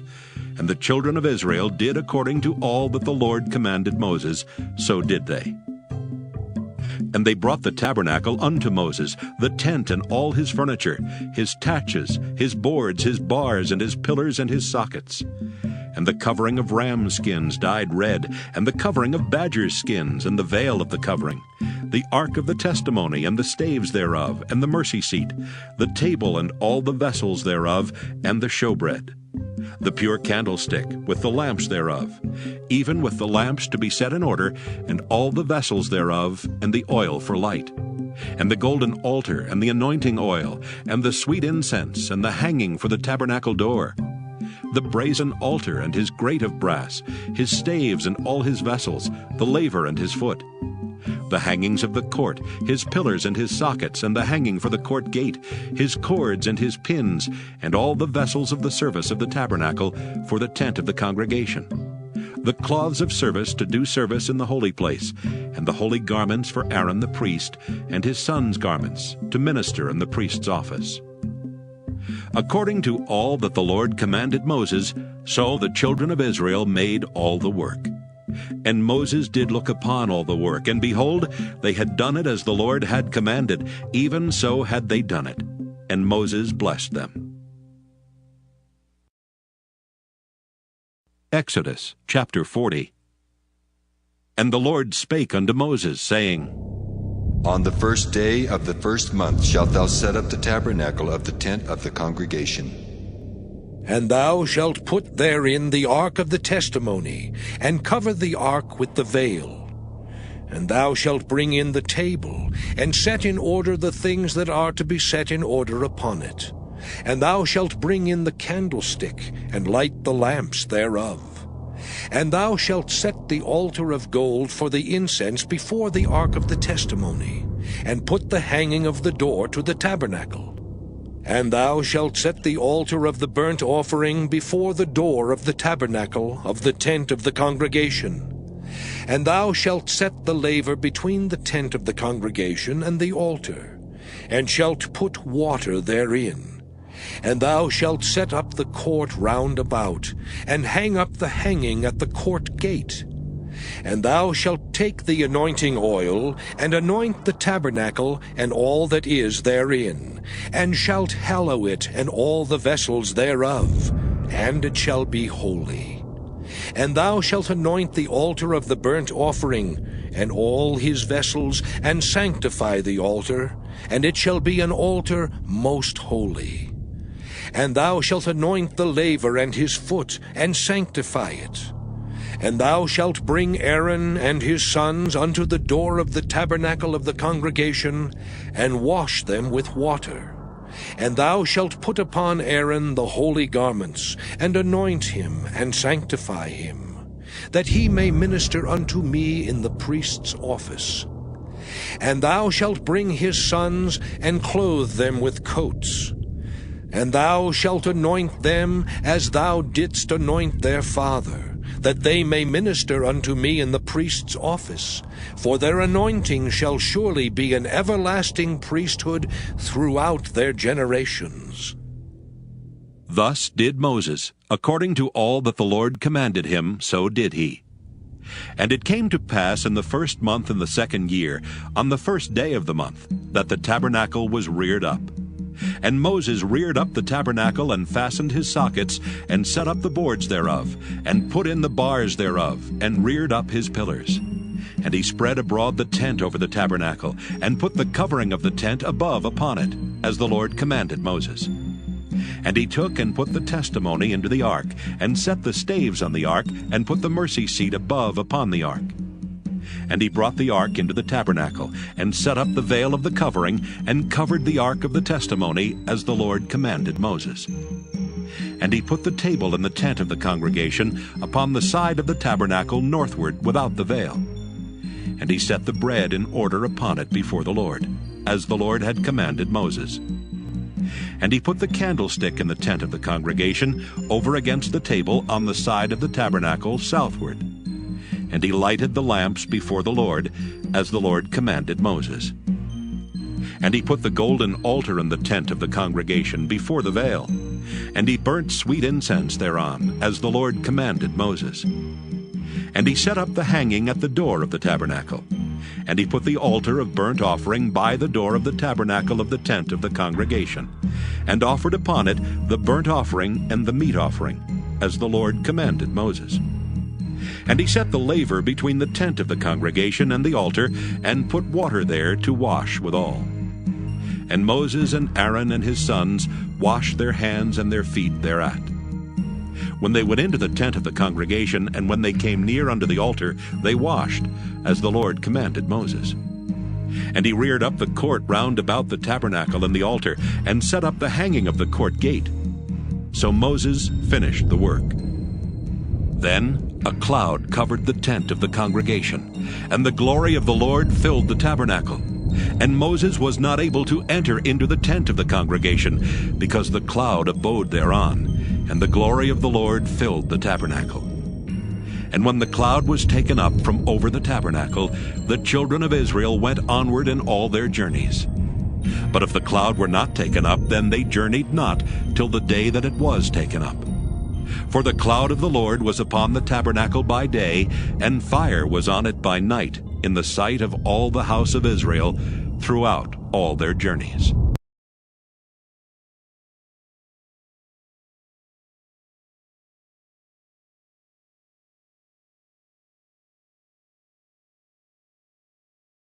And the Egyptians made the children of Israel to serve with rigor. And they made their lives bitter with hard bondage, in mortar and in brick, and in all manner of service in the field. All their service wherein they made them serve was with rigor. And the king of Egypt spake to the Hebrew midwives, of which the name of the one was Shiphrah, and the name of the other